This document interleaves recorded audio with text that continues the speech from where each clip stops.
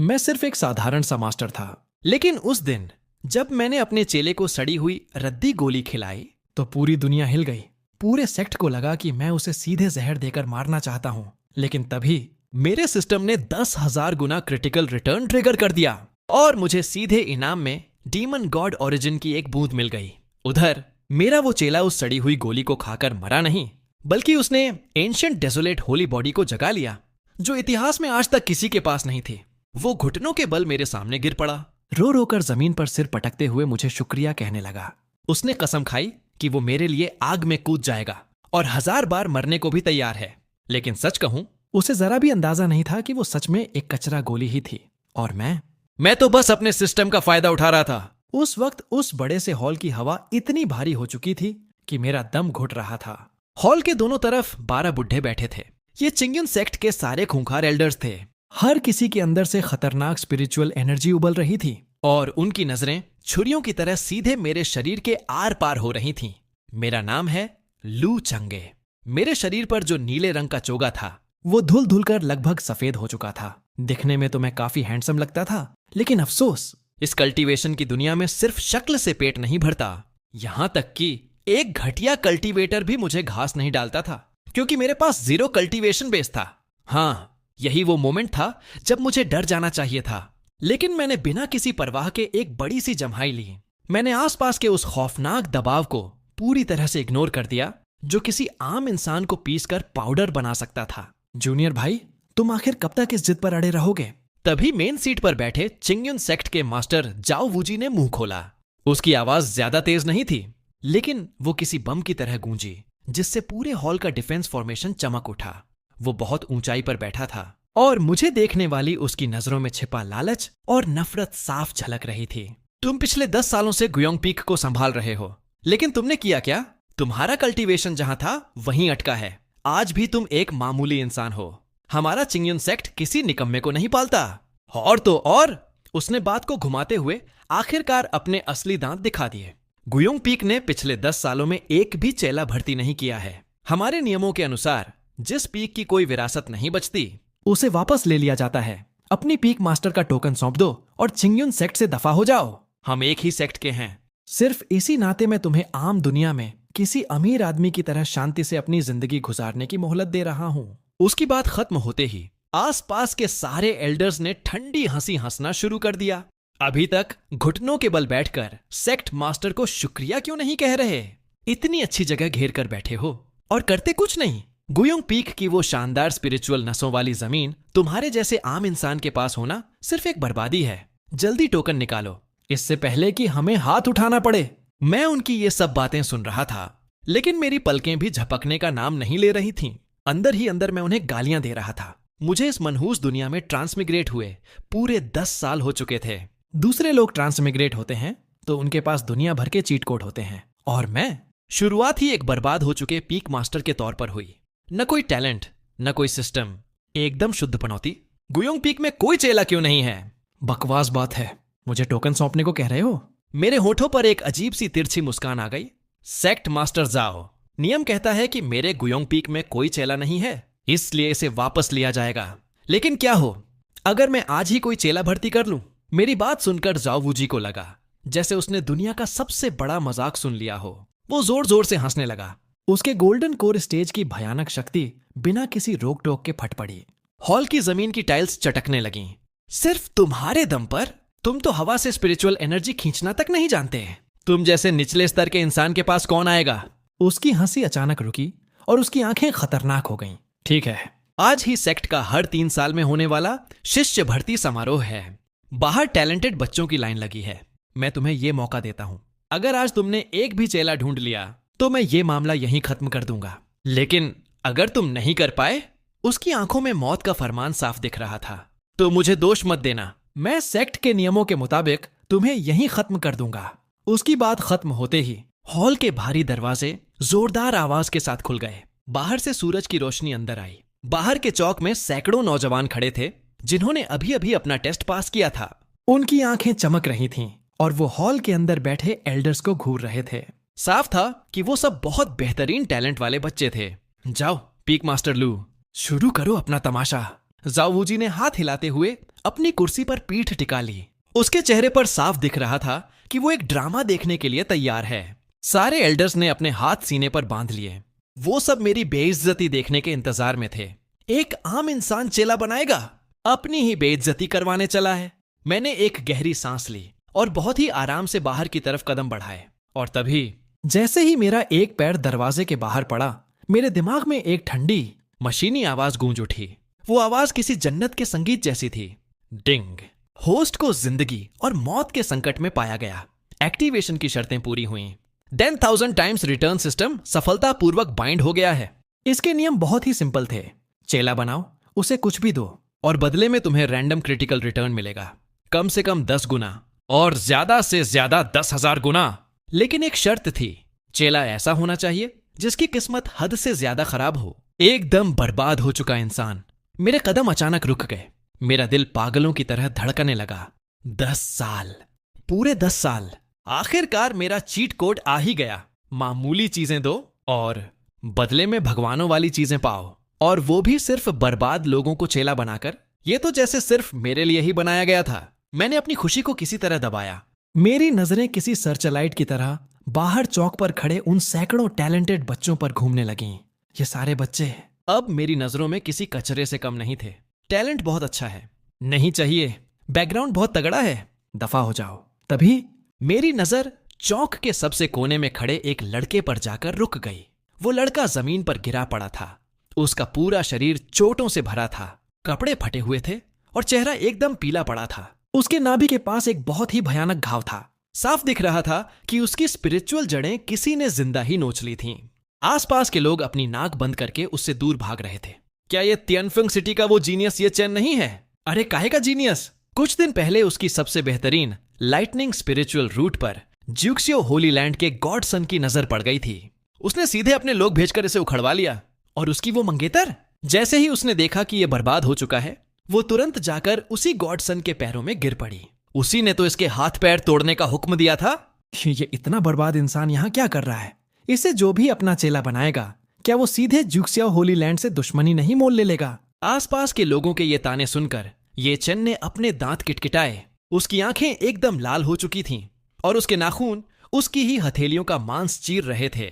वो हार मानने को तैयार नहीं था। उसकी दुश्मनी अभी भी बाकी थी और ये बेइज्जती उसके सीने को चीर रही थी। लेकिन अब तो वो एक आम इंसान से भी बदतर हो चुका था। जब उसकी सारी उम्मीदें टूट चुकी थीं और वो अपनी जान देने ही वाला था, तभी उसके सामने आकर मेरे कदम रुक गए। पूरे चौक की हंसी एकदम से शांत हो गई। हॉल के अंदर बैठे जाओ वूजी और बाकी एल्डर्स भी सन्न रह गए। ये लड़का आखिर क्या करना चाहता है? मैंने नीचे उस कांपते हुए ये चेन की तरफ देखा। मैंने कोई फालतू बात नहीं की। मेरी आवाज एकदम शांत थी, लेकिन उसमें एक ऐसा खौफ था जिससे कोई इनकार नहीं कर सकता था। तुम्हारी स्पिरिचुअल जड़ें छीन ली गईं। तुम्हारी मंगेतर ने तुम्हें धोखा दिया। पूरी दुनिया तुम्हें नीची नजर से देखती है। ये छन ने झटके से अपना सिर उठाया और सीधे मेरी आंखों में देखने लगा। मेरे होठों पर एक घमंडी मुस्कान आ गई और मैंने अपना दाहिना हाथ आगे बढ़ाया। ये सब कोई मायने नहीं रखता। मैं तुमसे पूछता हूं, क्या तुम ज्यूक्सियो होली लैंड को तबाह करके उस गॉडसन से बदला लेना चाहते हो? क्या तुम चाहते हो कि जो लोग आज तुम पर हंस रहे हैं वो हमेशा हमेशा के लिए तुम्हारे पैरों में गिरकर कांपें? बूम! ये 2 लाइनें ये चन के दिल पर किसी बिजली की तरह गिरी। मैं चाहता हूं, मैं हर रात यही सपना देखता हूं। उसकी आवाज किसी जंगली जानवर की तरह भारी और दर्दनाक हो गई थी। उसकी आंखों में तुरंत आंसू आ गए। बहुत अच्छे। मैंने अपना हाथ वापस खींचा और पीठ के पीछे बांध लिया। आज से तुम मेरे गोयोंग पीक के सबसे बड़े चेले हो। मेरे पीछे आओ। 3 सेकंड तक पूरे चौक पर श्मशान जैसी शांति छाई रही और फिर पूरे चौक और उस हॉल में ऐसा ठहाका गूंजा जैसे छत ही उड़ जाएगी। हा हा हा हा! कितनी मजाकिया बात है। एक आम इंसान पीक मास्टर ने एक टूटे हुए डेंटियन वाले कचरे को अपना चेला बना लिया। एकदम परफेक्ट जोड़ी। 10,000 सालों में ऐसी जोड़ी नहीं मिली होगी। हा हा हा! मेन सीट पर बैठा जाओ वूजी हंसते हंसते लाल हो गया था। उसकी आंखों में सिर्फ और सिर्फ तिरस्कार था। ठीक है लू चंगे, मान गए तुम्हारी चालाकी को। चूंकि तुमने चेला बना लिया है, इसलिए आज तुम्हारी जान बख्श दी जाती है। लेकिन 3 महीने बाद होने वाले सेक्ट टूर्नामेंट में अगर तुम्हारा गुयोंग पीक सबसे नीचे रहा तो मैं सिर्फ तुम्हारी जमीन ही नहीं छीनूंगा, बल्कि तुम दोनों गुरु चेले को हमेशा के लिए गायब कर दूंगा। मैंने पलटकर उसे देखा तक नहीं। मैंने सिर्फ अपना हाथ हिलाया और उस लड़खड़ाते हुए येचन को लेकर चौक से बाहर निकल गया। चले, मेरे पीछे पीछे आ। इन कुत्तों के भौंकने पर ध्यान मत दे। आधे घंटे बाद गोयोंग पीक की हालत किसी जंगली कुत्ते द्वारा खोदी गई कब्र जैसी थी। येचन एक टूटी फूटी झोपड़ी के सामने घुटनों के बल बैठा था और मुझे हाथ बांधे खड़ा देख रहा था। उसके दिल में इस वक्त एहसान और निराशा दोनों थे। भले ही उसका गुरु एक आम इंसान था, लेकिन इस वक्त सिर्फ उसी ने उसे सिर छुपाने की जगह दी थी। मास्टर, मेरा डेंटियन टूट चुका है। मैं इस पूरी जिंदगी के लिए एक बेकार इंसान बन चुका हूं। मैंने आपको शर्मिंदा किया है। उसके मुंह से खून निकल रहा था और उसकी हालत बहुत खस्ता थी। मैंने उसे देखा लेकिन कुछ नहीं कहा। मैं अपनी जेब में काफी देर तक कुछ टटोलता रहा। फिर मैंने एक काले रंग की बेहद अजीब सी महक वाली गोली निकाली। ये वही वेस्ट पिल थी जो मैंने कुछ साल पहले पहाड़ के नीचे से उठाई थी, जिसे किसी ने कचरे में फेंक दिया था। मैंने वो कचरे से भरी सबसे घटिया दर्जे की मैरो क्लेंजिंग पिल उसे पकड़ा दी। चेले, इसे खा ले। मेरे हाथ से उस काली और बदबूदार गोली को देखकर ये चंद सन्न रह गया। ये क्या ये मैरो क्लेंजिंग पिल है? वो सोच रहा था कि चाहे कितनी भी घटिया गोली हो, वो बकरी की मेंगनी जैसी तो नहीं दिख सकती। और ये बदबू, ये साफ साफ एक ऐसी गोली थी जो बनाते समय खराब हो गई थी और सालों से सड़ रही थी। कोई आम इंसान इसे खा ले तो उसकी आधी जान तो वैसे ही निकल जाएगी। लेकिन ये चंद ने सिर उठाकर मेरी शांत और गहरी आंखों में देखा। मेरी आंखों में कोई नफरत नहीं थी, कोई दया नहीं थी, सिर्फ एक अजीब सा रहस्य था। उसने जोर से अपने दांत भींचे और उसकी आंखों में एक जुनून आ गया। मैं ये चंद पहले ही एक बेकार इंसान हूं। पूरी दुनिया मुझे मनहूस मानती है। सिर्फ मास्टर ने ही मुझे पनाह दी है। मेरी ये जिंदगी मेरे मास्टर की दी हुई है। एक सड़ी हुई गोली तो क्या, अगर ये हलाहल जहर भी होता तो मैं ये चंद बिना एक पल सोचे इसे पी जाता। गोली देने के लिए आपका शुक्रिया मास्टर।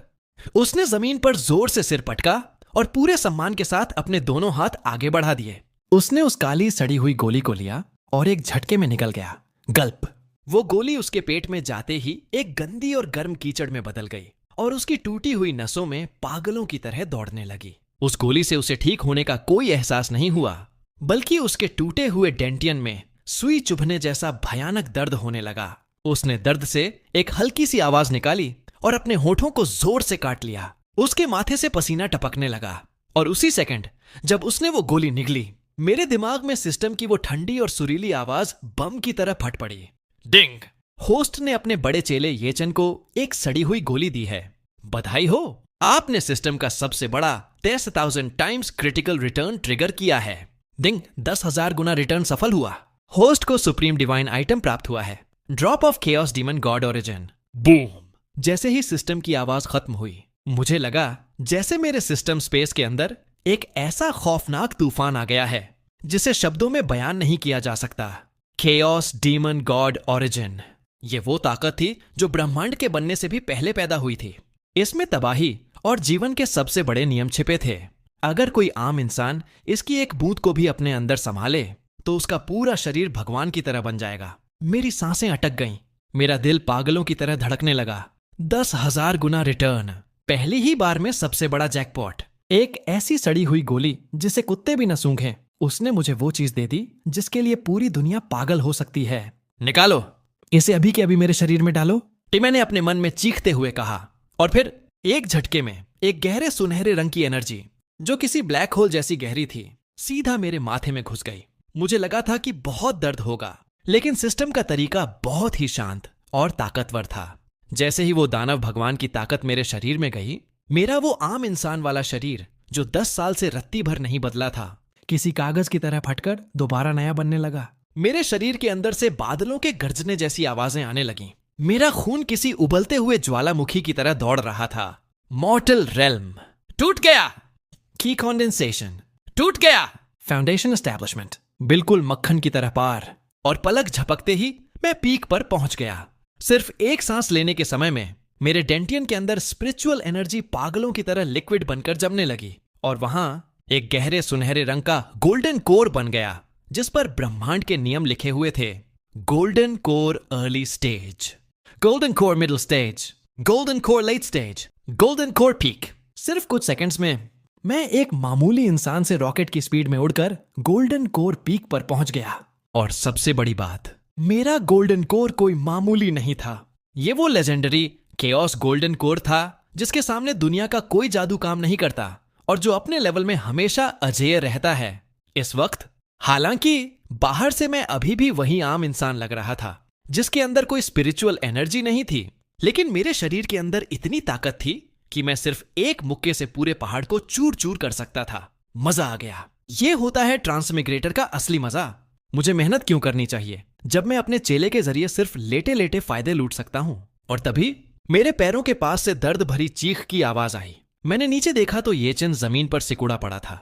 उसका पूरा शरीर लाल हो चुका था। उस सड़ी हुई गोली का जहर अपना असर दिखा रहा था और ऐसा लग रहा था कि वो बस अब मरने ही वाला है। ये चेला सब कुछ सह लेता है, बस इसका शरीर बहुत कमजोर है। मैंने एक गहरी सांस ली। अरे भाई, ये तो मेरी फायदे की मशीन है। इसे मैं पहले ही दिन कैसे मरने दे सकता हूं? मैंने धीरे से अपना दाहिना हाथ आगे बढ़ाया। मेरी हथेली में डीमन गॉड ओरिजिन की एक बहुत ही मामूली सी बची खुची ताकत इकट्ठा हुई और मैंने अपना हाथ ये चन के माथे पर रख दिया। चेले, अपनी सांसें रोककर ध्यान लगाओ। तुम्हारा मास्टर तुम्हें नया जीवन दे रहा है। बूम! जैसे ही मेरा हाथ उसके माथे पर पड़ा, वो हल्की सी दानवी ताकत किसी खूंखार प्राचीन ड्रैगन की तरह ये चन के शरीर में घुस गई। उस ताकत के सामने वो सड़ी हुई गोली का जहर तो क्या टिकता। वो पल भर में कुचलकर राख हो गया और फिर चमत्कार हुआ। ये चन का वो डेंटियन जहां से उसकी जड़ें उखाड़ ली गई थीं, वो उस दानवी ताकत से जादू की तरह दोबारा उगने लगा। यहां तक कि उसकी ताकत भी उस सुनहरी रोशनी में निखरने लगी।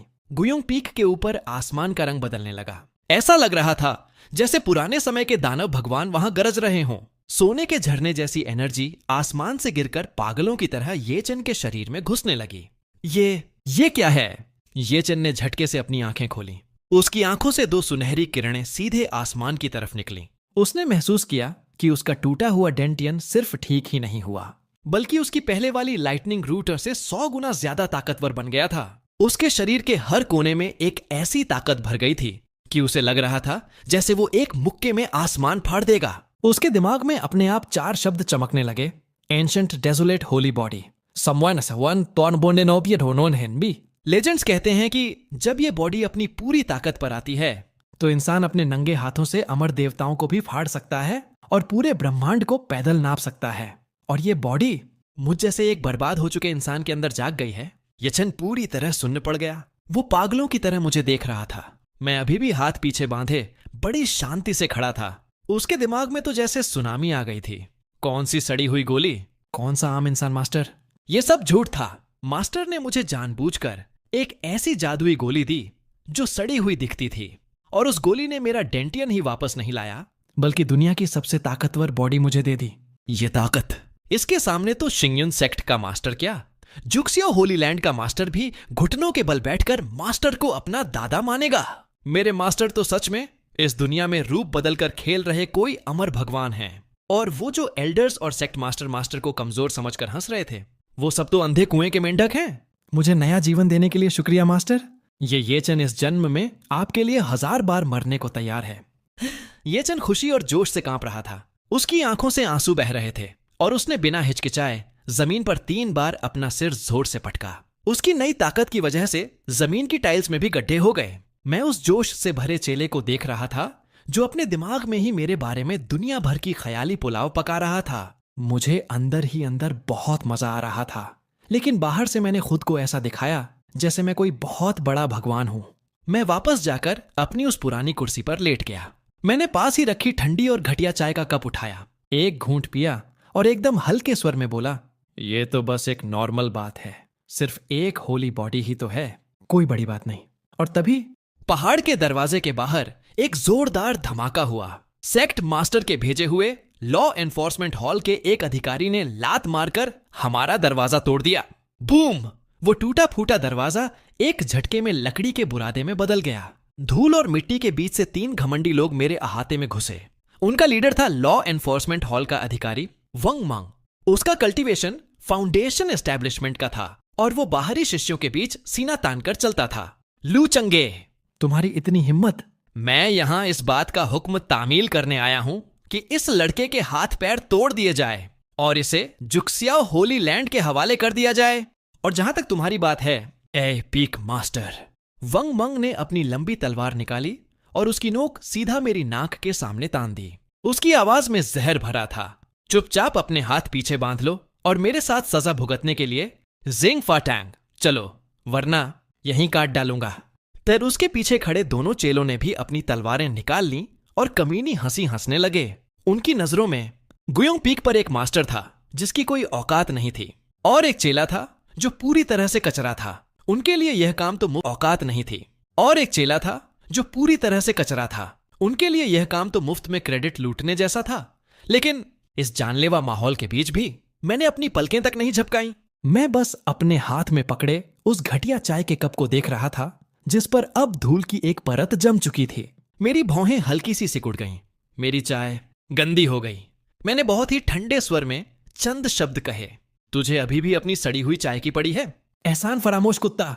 वंग मंग गुस्से से पागल हो गया। उसके फाउंडेशन एस्टेब्लिशमेंट का दबाव एकदम से फट पड़ा। उसने कोई फालतू बात नहीं की। वो सीधे हवा में उछला और उसकी लंबी तलवार एक चमकते हुए बिजली के चाबुक में बदल गई, जो बिना किसी रहम के सीधे मेरे सिर को 2 टुकड़ों में चीरने के लिए नीचे आ रही थी। वो सच में मुझ पर सीधे वार करना चाहता था। तुम्हारी हिम्मत कैसे हुई मेरे मास्टर पर हाथ उठाने की? उसी पल जब तलवार मेरे सिर से बस कुछ ही इंच दूर थी, पूरे अहाते में एक खूंखार जानवर जैसी दहाड़ गूंज उठी। जो ये चेन अभी तक मेरे सामने घुटनों के बल बैठा था, उसकी आंखें तुरंत खून जैसी लाल हो गईं।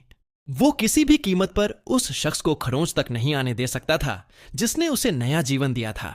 ये झंझटके से अपनी जगह से उठा। कोई फालतू का जादुई मूव नहीं, कोई स्पिरिचुअल एनर्जी नहीं।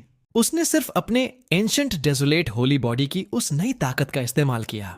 उसने अपने दोनों पैरों से जमीन को इतनी जोर से धक्का दिया, ग्रैक! कठोर नीले पत्थरों वाली जमीन तुरंत मकड़ी के जाले की तरह दरक गई और वहां आधा मीटर गहरा गड्ढा बन गया। इस खौफनाक उछाल की वजह से उसका शरीर किसी तोप के गोले की तरह हवा में शूट हुआ और वो सीधा उस तलवार के सामने आ खड़ा हुआ जो आसमान से गिर रही थी। मौत को बुलावा दे रहा है। वंग मंग की आंखों में सिर्फ क्रूरता थी। एक ऐसा लड़का जिसका डेंटियन बर्बाद हो चुका था, वो अपने नंगे हाथों से फाउंडेशन एस्टेब्लिशमेंट स्टेज की तलवार रोकने चला था। ये तो सीधे सीधे खुदकुशी थी। लेकिन अगले ही सेकंड ये छन ने अपनी उंगलियों को मोड़कर एक मुक्का बनाया। उस मुक्के पर एक गहरा सुनहरा प्रकाश चमक रहा था और उसने वो मुक्का सीधा उस लंबी तलवार की धार पर दे मारा। क्लैंग! ग्रैक! एक ऐसी आवाज गूंजी जिसने दांतों को खट्टा कर दिया, और फिर वंग मंग और उसके दोनों चेलों की फटी हुई आंखों के सामने वो येलो रैंक मीडियम ग्रेड की 100 बार तपी हुई मजबूत तलवार किसी बर्फ के टुकड़े की तरह हवा में चूर चूर हो गई। क्या? वंग मंग की आंखों की पुतलियां सिकुड़ गईं। नंगे हाथों से जादुई हथियार तोड़ दिया? क्या ये वही इंसान नहीं है जिसका डेंटियन बर्बाद हो गया था? इसके शरीर में इतनी खौफनाक ताकत कहां से आ गई? हरामजादे, नीचे गिर! ये छन ने दहाड़ते हुए कहा। उस मुक्के का मोमेंटम तलवार तोड़ने के बाद भी नहीं रुका। वो हवा को फाड़ता हुआ एक भयानक सोनिक बूम के साथ सीधा वंग मंग की छाती पर जा लगा। बूम! वंग मंग का पूरा शरीर जोर से कांपा। उसके मुंह से खून का फव्वारा छूटा और वो कटी हुई पतंग की तरह हवा में उल्टा उड़ता हुआ सीधा अहाते की दीवार को तोड़ता हुआ मलबे में जा गिरा। सन्नाटा! पूरे अहाते में मौत जैसा सन्नाटा छा गया। उन दोनों चेलों के जबड़े जमीन पर लटक गए थे। उनके पैर किसी छलनी की तरह पागलों की तरह कांप रहे थे। क्या मेरी आंखें खराब हो गई हैं? फाउंडेशन एस्टेब्लिशमेंट का वंग अधिकारी एक कचरे के सिर्फ एक मुक्के से हार गया। ये इंसान कहां से कमजोर था? ये तो इंसानी रूप में एक खूंखार डायनासोर था। खांसी! मलबे के बीच से वंग मंग लड़खड़ाते हुए उठा। उसके बाल बिखरे हुए थे और उसकी पूरी छाती अंदर की तरफ धंस चुकी थी। उसकी आंखों में अब खौफ और भयानक नफरत भरी हुई थी। तूने मेरी जादुई तलवार तोड़ दी, मेरी नींव को नुकसान पहुंचाया। मैं तुझे इसकी कीमत चुकाने पर मजबूर कर दूंगा। मैं पूरे गुयोंग पीक को खत्म कर दूंगा। वंग मंग पूरी तरह से पागल हो चुका था। उसने जबरदस्ती अपनी जान की बांजी लगाते हुए एक गुप्त तकनीक का इस्तेमाल किया। उसने अपने मुंह से असली खून का एक घूंट थूका और उसे एक काले रंग के जादुई कागज पर मार दिया। सेकंड टियर पीक किलिंग अरे टैलिस्मैन, ब्लड थंडर डिसेंट। जा और इन्हें भस्म कर दे। बूम! वो कागज बिना हवा के खुद ब खुद जल उठा। पलक झपकते ही गुयोंग पीक के आसमान पर खून जैसे लाल रंग के बादलों का एक भयानक तूफान इकट्ठा हो गया। दुनिया को खत्म कर देने वाला एक खौफनाक दबाव नीचे गिरा और उसने सीधे ये चेन को लॉक कर लिया। भले ही ये चेन ने एंशिएंट डेसोलेट होली बॉडी जगा लिया था, लेकिन उसका डेंटियन अभी अभी बना था। दोनों के लेवल में अभी भी जमीन आसमान का फर्क था। इस दुनिया को मिटा देने वाली खून की बिजली के सामने उसे मौत का साफ एहसास हो रहा था। लेकिन वो 1 इंच भी पीछे नहीं हटा। वो मेरी आराम कुर्सी के सामने एक ढाल की तरह खड़ा रहा। भले ही मेरी जान चली जाए, मैं मास्टर पर एक खरोंच भी नहीं आने दूंगा। महसूस हो रहा है डर? एक सेकंड टियर किलिंग अरे के सामने तेरा शरीर चाहे जितना भी मजबूत हो, तू सिर्फ एक कीड़े के बराबर है। वंग मंग पागलों की तरह हंस रहा था। पानी के ड्रम जितनी मोटी खून की एक भयानक बिजली हवा को चीरती हुई सीधे ये चेन के सिर पर गिरने लगी। और बस, जब वो मौत की बिजली ये चेन के सिर से सिर्फ 3 फुट की दूरी पर थी, पूरे अहाते में एक बहुत ही हल्की, बहुत ही शांत आह की आवाज गूंजी। वो आवाज बिल्कुल भी तेज नहीं थी। मैंने बस अपना दाहिना हाथ उठाया और हवा में लटके उस वंग मंग की तरफ बहुत ही हल्के से हाथ हिला दिया। बूम! जैसे ही मैंने हाथ हिलाया, मेरे शरीर के अंदर से एक ऐसा खौफनाक दबाव फटा, मानो करोड़ों सालों से सोया हुआ कोई ब्रह्मांडीय ड्रैगन अचानक जाग गया हो। Golden core stage, peak level. ये दबाव इतना भयानक था कि ये सुनहरे रंग की लहरों के रूप में साफ दिखाई देने लगा। 10 मील के दायरे में हवा 1 सेकंड में गायब हो गई और वहां का गुरुत्वाकर्षण हजारों गुना बढ़ गया। Crack crack! वो खूंखार दिखने वाली खून की बिजली जो तबाही मचाने आ रही थी, मेरे गोल्डन कोर पीक के इस भगवान जैसे दबाव के सामने ऐसे पिघल गई जैसे उबलते पानी में बर्फ का टुकड़ा गिर गया हो। वो हवा में ही आधे सेकंड से भी कम समय में चूर चूर होकर राख हो गई। क्या? वांग मंग की वो पागलों वाली हंसी बीच में ही अटक गई। उसके चेहरे पर मौत का खौफ जम गया। उसे ऐसा महसूस हुआ कि वो किसी इंसान के सामने नहीं, बल्कि एक सबसे ऊंचे और खूंखार देवता के सामने खड़ा है। गोल्डन कोर पीक का वो दबाव किसी प्राचीन पहाड़ की तरह सीधे उसकी आत्मा पर गिर रहा था। Golden core peak? नामुमकिन! तुम तो एक बिना स्पिरिचुअल जड़ वाले आम इंसान हो। तुम कैसे? वंग मंग पागलों की तरह चीखने लगा। डर के मारे उसकी आंखें फटकर बाहर आने वाली थीं और उनमें खून उतर आया था। वो रहम की भीख मांगना चाहता था, जमीन पर गिरकर नाक रगड़ना चाहता था, लेकिन उसे अपना मुंह खोलने तक का मौका नहीं मिला। मेरे हाथ हिलाने से पैदा हुई हवा की वो लहर उस तक पहुंच चुकी थी। ढप! रोंगटे खड़े कर देने वाली एक भद्दी सी आवाज आई।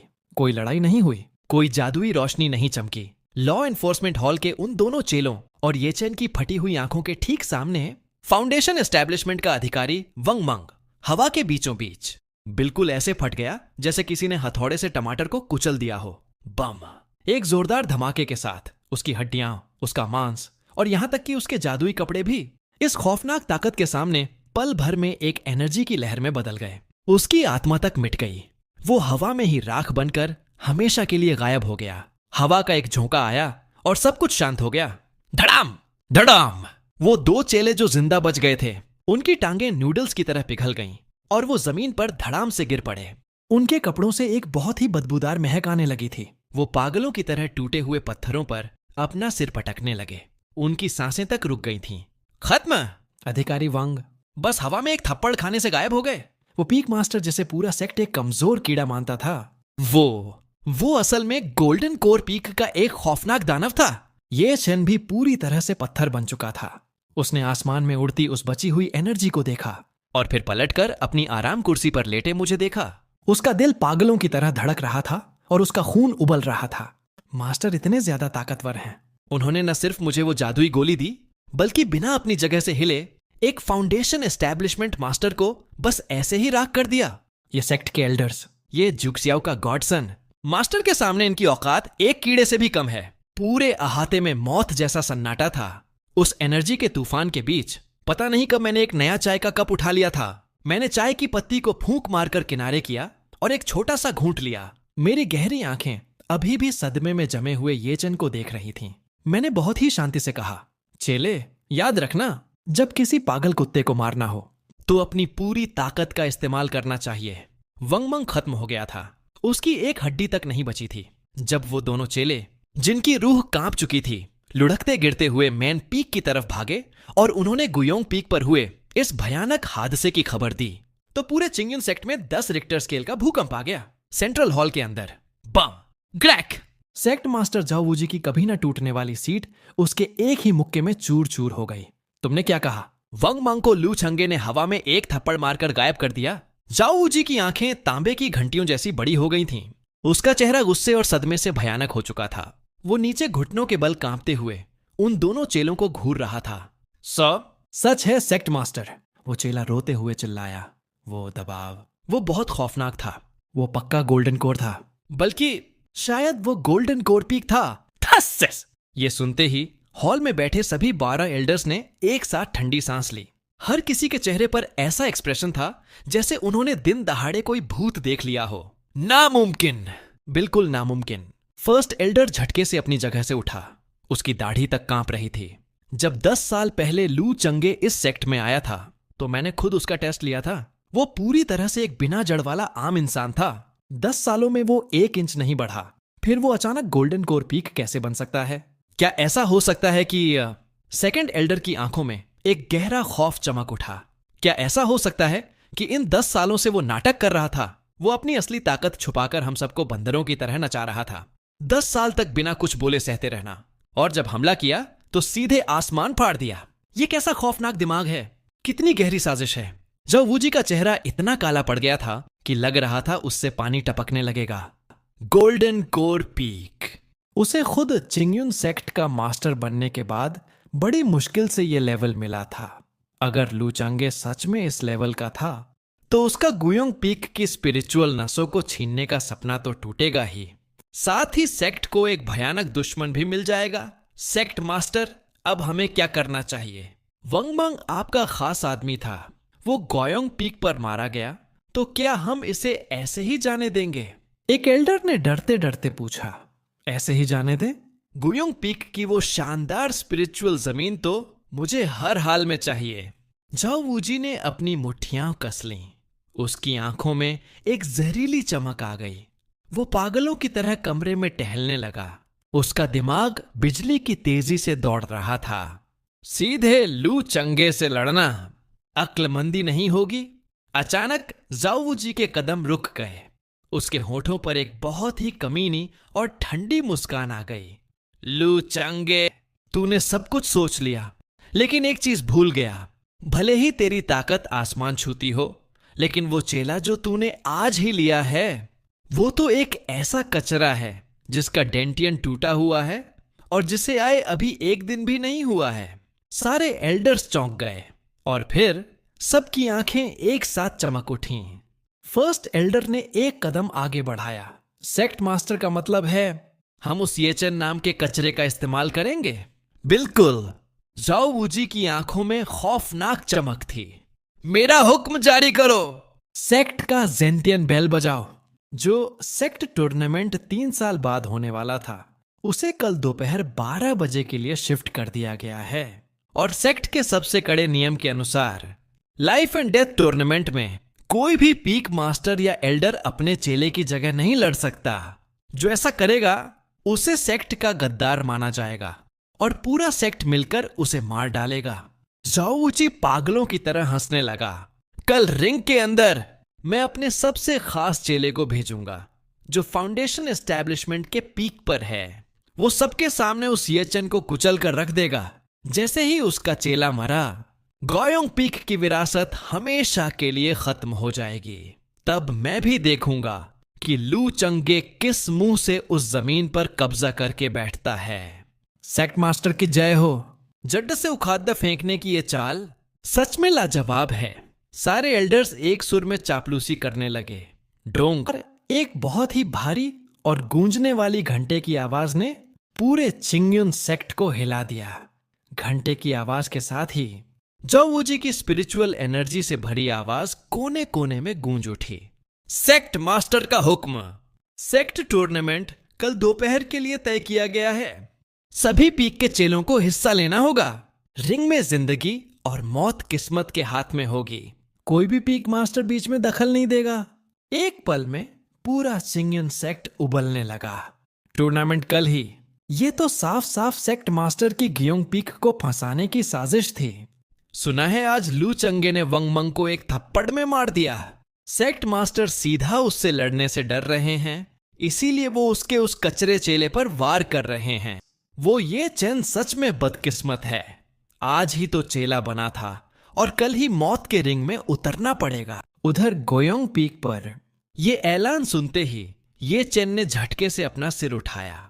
उसकी मुट्ठियां इतनी जोर से कसी थीं कि हड्डियों के चटकने की आवाज आने लगी। बहुत हो गया इनका अत्याचार। उस बूढ़े सेक्ट मास्टर को अच्छे से पता है कि मैं आज ही आया हूं, फिर भी उसने टूर्नामेंट कल ही रख दिया। वो मुझे मजबूर करके मास्टर की जमीन छीनना चाहता है। ये चन की आंखों से आग बरस रही थी, लेकिन साथ ही उसके दिल में एक बहुत गहरा अपराध बोध भी था। वो बहुत कमजोर था। भले ही उसने होली बॉडी जगह ली थी, लेकिन उसके पास कोई तकनीक नहीं थी, लड़ने का कोई तरीका नहीं था। सिर्फ इस शरीर के दम पर वो उन चेलों से कैसे लड़ेगा जो 10-10 सालों से ट्रेनिंग ले रहे हैं। मास्टर! वो धड़ाम से मेरे सामने घुटनों के बल गिर पड़ा। उसका चेहरा शर्म से झुका हुआ था। ये मेरी गलती है कि मेरी वजह से गुयोंग पीक खतरे में आ गया। कल रिंग में चाहे मेरी जान ही क्यों न चली जाए, मैं गुयोंग पीक पर कोई आंच नहीं आने दूंगा। ये चन ने मरने की पूरी तैयारी कर ली थी।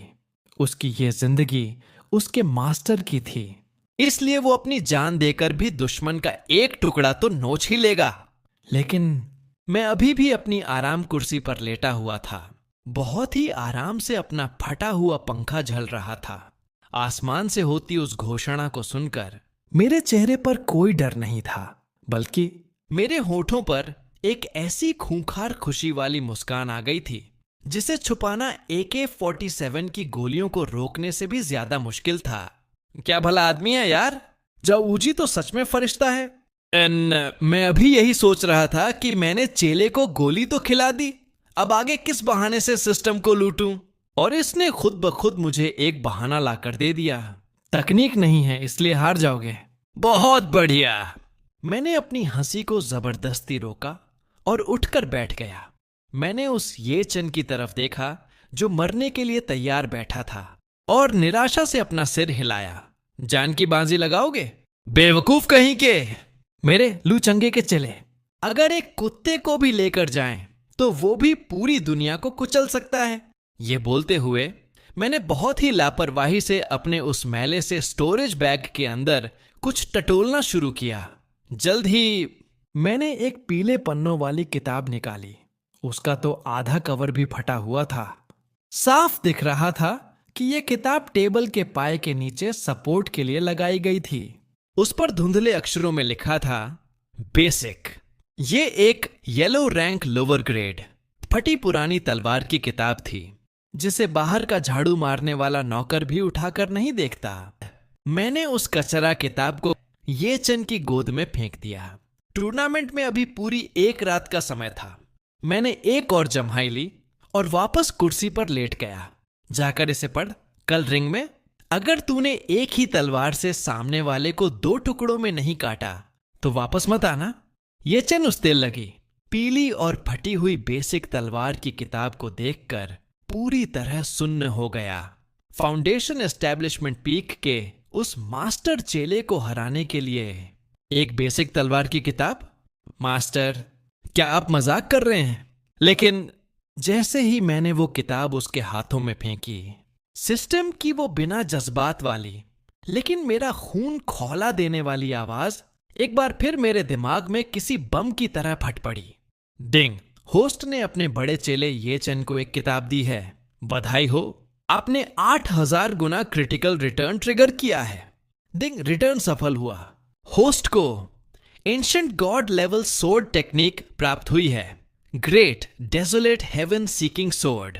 आधी रात का समय। गुयोंग पीक के उस टूटे फूटे अहाते में आराम कुर्सी पर लेटे हुए मेरे दिमाग में अचानक एक दुनिया चीर देने वाला धमाका हुआ। बूम! अगले ही पल एक खौफनाक तलवार की परछाई जो इस दुनिया की थी ही नहीं, सीधे मेरी आत्मा के अंदर घुस गई। उस भगवान ने सिर्फ अपना हाथ हिलाया और सामने के लाखों मील फैले तारों के साम्राज्य को एक ही झटके में राख कर दिया। Great desolate heaven seeking sword. एक वॉर और पूरी दुनिया का वजूद खत्म हो जाए। मेरी सांसें अटक गईं। 8000 गुना रिटर्न। मुझे एक गॉड लेवल तकनीक मिल गई। और इस लेवल की तकनीक चिंगयुन सेट तो छोड़ो, अगर पूरी कल्टीवेशन दुनिया के पुराने खूंखार राक्षसों को पता चल जाए तो वो इसे पाने के लिए खून की नदियां बहा देंगे। सिस्टम ने इसे सीधे मेरे दिमाग में फीड कर दिया था। ऐसा लग रहा था जैसे मैंने इस तकनीक को करोड़ों सालों तक प्रैक्टिस किया हो। अगर मैं चाहूं तो अभी सिर्फ अपनी एक उंगली से पूरे चिंगयुन सेक्ट को दुनिया के नक्शे से मिटा सकता हूं। मैंने अपनी आंखें खोली। मैंने देखा कि थोड़ी दूर पर ये चन उस बेसिक तलवार की किताब को लेकर अपना सिर खुजा रहा था। ये पागल चेला, इसका होली बॉडी तो बन गया है, लेकिन इसकी आत्मा अभी बहुत कमजोर है। अगर मैंने इसे सीधे ये गॉड लेवल तकनीक दे दी तो इसकी आत्मा तुरंत राख बन जाएगी। मैंने थोड़ा सोचा, फिर मैंने अपनी उंगलियों को जोड़कर एक तलवार बनाई और great desolate heaven seeking sword की उस खौफनाक शक्ति का सिर्फ एक 10,000वां हिस्सा एक रोशनी में बदला और उसे हवा में उछाल दिया। शू एसएस! वो हल्की सी सुनहरी रोशनी पलक झपकते ही ये चन के माथे में घुस गई। ये चन का शरीर जोर से कांपा। उसकी आंखें एकदम से बड़ी हो गईं। उस एक पल में उसने आसमान को फटते हुए देखा। एक ऐसी खौफनाक और भयानक सोर्ड इंटेंट सीधे उसकी आत्मा की गहराइयों में छप गई। चिल, तलवार के वार मुर्दा होते हैं, लेकिन तलवार का इरादा जिंदा होता है। अपनी आंखें बंद करो और उस चीज को महसूस करो जो तुम्हारे मास्टर ने तुम्हारे लिए छोड़ी है। मैंने करवट बदली, एक जम्हाई ली और सोने की तैयारी करने लगा। कल गुयोंग पीक की नाक मत कटवाना। ये चैन धड़ाम से जमीन पर घुटनों के बल गिर पड़ा। उसका पूरा शरीर कांप रहा था। मास्टर ने मुझे कोई घटिया तलवार की किताब नहीं दी थी। उन्होंने एक ऐसी नायाब और खौफनाक जादुई शक्ति सीधे मेरी आत्मा में डाल दी है। मास्टर का ये एहसान ये चंद 10,000 बार मरकर भी नहीं चुका सकता। उसने पास पड़ी उस जंग लगी लोहे की तलवार को कसकर पकड़ लिया और अपनी आंखें बंद कर लीं। चांद की रोशनी में वो एक मूर्ति की तरह बैठ गया और पागलों की तरह उस शक्ति को समझने में डूब गया। अगले दिन दोपहर के 12 बजे चिंगयुन सेक्ट का सेंट्रल अरीना खचाखच भरा हुआ था। सबसे ऊपर वाले मंच पर सेक्ट मास्टर ज़ोउ वूजी अपनी सुनहरी कुर्सी पर बैठा था। उसके दोनों तरफ वो बालर एल्डर्स बैठे थे। हर किसी के चेहरे पर खुलेआम एक मजाकिया और ड्रामा देखने वाला एक्सप्रेशन था। समय हो चुका है। वो अखाड़े की सीढ़ियां चढ़कर ऊपर आ गया। उसकी कोई बड़ी पहचान नहीं थी, कोई स्पिरिचुअल एनर्जी नहीं थी। वो तो ऐसा लग रहा था जैसे कोई लकड़हारा लकड़ी काटने जा रहा हो। पूरे अरीना में एक जोरदार ठहाका गूंज उठा। सब उसका मजाक उड़ा रहे थे। मौत को बुलावा। लिन तियानो को लगा जैसे उसकी बेइज्जती हुई है। उसकी आंखों में जानलेवा नफरत भर गई। अब उसका 3 बार का मौका देने का कोई इरादा नहीं था। उसने तय कर लिया कि वो पहली ही चाल में इस कचरे को सबसे खौफनाक मौत देगा। ये ले मेरी सबसे बड़ी ताकत। Crazy wind ultimate slash. Lin Tianuo जोर से दहाड़ा। उसने अपनी फाउंडेशन एस्टेब्लिशमेंट की पूरी ताकत उस जादुई तलवार में भर दी। पलक झपकते ही अखाड़े पर एक भयानक तूफान आ गया। हवा के सैकड़ों हजारों तेज धार वाले ब्लेड्स ने मिलकर एक 30 फुट लंबे खूंखार हवा के भेड़िए का रूप ले लिया। उस भेड़िए ने अपना बड़ा सा मुंह खोला और येचन को चीरने के लिए उस पर झपट पड़ा। बहुत ताकतवर है। ये तो ब्लैक रैंक हाई ग्रेड हथियार की सबसे बड़ी ताकत है। येचन तो गया। ये हमला अगर लोहे के पहाड़ पर भी लगे तो उसे पाउडर बना देगा। मंच पर बैठे सारे एल्डर्स अपनी दाढ़ी सहलाते हुए सिर हिलाने लगे। झाओ वूजी के चेहरे पर तो एक बहुत ही घमंडी और कमीनी मुस्कान आ गई। उसे लग रहा था कि गुयोंग पीक बस अब उसका होने ही वाला है। लेकिन मौत के इस खौफनाक हमले को अपनी तरफ आता देख येचन अपनी जगह से 1 इंच भी नहीं हिला, बल्कि उसने अपनी आंखें बंद कर लीं। उसके दिमाग में एक बार फिर वो खौफनाक तलवार की परछाई उभर आई जो मैंने कल रात उसकी आत्मा में डाली थी। वो परछाई जो बहुत हल्की थी लेकिन इतनी भयानक थी कि देवताओं को भी कुचल दे। Great desolate. येचन ने धीरे धीरे अपने हाथ में पकड़ी। वो जंग लगी लोहे की तलवार ऊपर उठाई और ठीक उस पल जब वो खूंखार हवा का भेड़िया उसे निगलने ही वाला था, आखिरी के 10वें सेकंड में येचन ने झटके से अपनी आंखें खोली। उसकी काली आंखें इस वक्त एक चमकते हुए गहरे सुनहरे रंग में बदल चुकी थीं। एंशंट डेसोलेट होली बॉडी की ज्वालामुखी जैसी ताकत उसके खून में फट पड़ी। उसने मेरी दी हुई सोर्ड इंटेंट को अपनी इस खौफनाक शारीरिक शक्ति के साथ मिलाया और सामने की तरफ बहुत ही साधारण तरीके से एक सीधा वॉर कर दिया। Heaven seeking boom! कोई चमकती हुई जादुई रोशनी नहीं थी, कोई फैंसी मूव्स नहीं थे, बस उस जंग लगी लोहे की तलवार से एक बहुत ही सिंपल लेकिन गहरे सुनहरे रंग की चांद के आकार की तलवार की लहर निकली। जिस पल ये तलवार की लहर पैदा हुई, पूरे अरीना की हवा 1 सेकंड में गायब हो गई। वहां खड़े हजारों लोगों को ऐसा लगा जैसे किसी अदृश्य शैतान ने उनका गला पकड़ लिया हो। आसमान के बादल उस तलवार के इरादे के दबाव से फट गए और हजारों मील लंबा एक खाली वैक्यूम बन गए। वो 30 फुट का खूंखार हवा का भेड़िया जो दुनिया तबाह करने वाला लग रहा था, जैसे ही वो इस गहरे सुनहरे रंग की तलवार की लहर से टकराया, वो ऐसे कट गया जैसे तेज चाकू से मक्खन कटता है। वो 1 सेकंड में बिना किसी आवाज के राख बन गया। लिन तियानाओ की वो घमंडी हंसी उसके चेहरे पर ही जम गई। उसकी आंखें खौफ से फट गईं क्योंकि उसे वो तलवार की लहर अपनी तरफ आती दिखी, जो हर सेकंड बड़ी होती जा रही थी और लग रहा था कि वो आसमान और जमीन को 2 टुकड़ों में फाड़ देगी। नहीं मास्टर, मुझे बचाइए! लिन तियानाओ पागलों की तरह चीखा। उसने अपनी जान बचाने के लिए अपना सारा जादुई कवच एक्टिवेट कर लिया और अपनी ब्लैक रैंक तलवार को ढाल की तरह अपनी छाती के सामने रख लिया। क्लैंग! क्रैक! वो मजबूत ब्लैक रैंक तलवार किसी सस्ते कांच की तरह पल भर में चूर चूर हो गई। स्प्लैश! वो गहरे सुनहरे रंग की तलवार की लहर लिन तियानाओ के शरीर के आर पार निकल गई, जैसे उसे कुछ महसूस ही न हुआ हो। लिन तियानाओ का शरीर भयानक तरीके से कांपा, उसकी सांसें उखड़ गईं और वो किसी फटी हुई बोरी की तरह हवा में उड़ता हुआ सैकड़ों मीटर दूर जाकर अरीना के जादुई बैरियर से जोर से टकराया। उसकी छाती पर एक बहुत ही गहरा, हड्डी चीर देने वाला घाव था।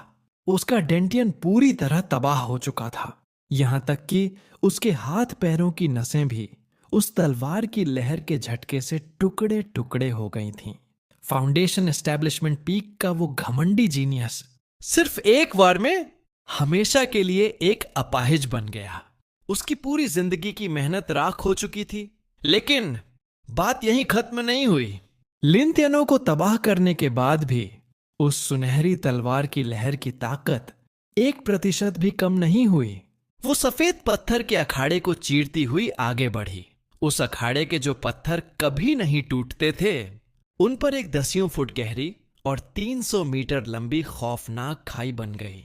वो तबाही मचाने वाली तलवार की लहर उन हजारों सदमे में खड़े चेलों के सिर के ऊपर से उड़ती हुई गई और सीधा अरीना के पीछे मौजूद बादलों को छूने वाले एक विशाल पहाड़ पर जाकर टकराई। पूरे अरीना में खड़े हजारों चेलों और मंच पर बैठे सभी एल्डर्स की फटी हुई और खौफजदा आंखों के सामने वो 1000 फुट ऊंचा पहाड़ बिल्कुल बीचों बीच से 2 टुकड़ों में कट गया। वहां एक 10 मीटर चौड़ी और इतनी गहरी खाई बन गई कि उसका तल दिखाई नहीं दे रहा था। पहाड़ का एक हिस्सा टूटकर गिरने लगा।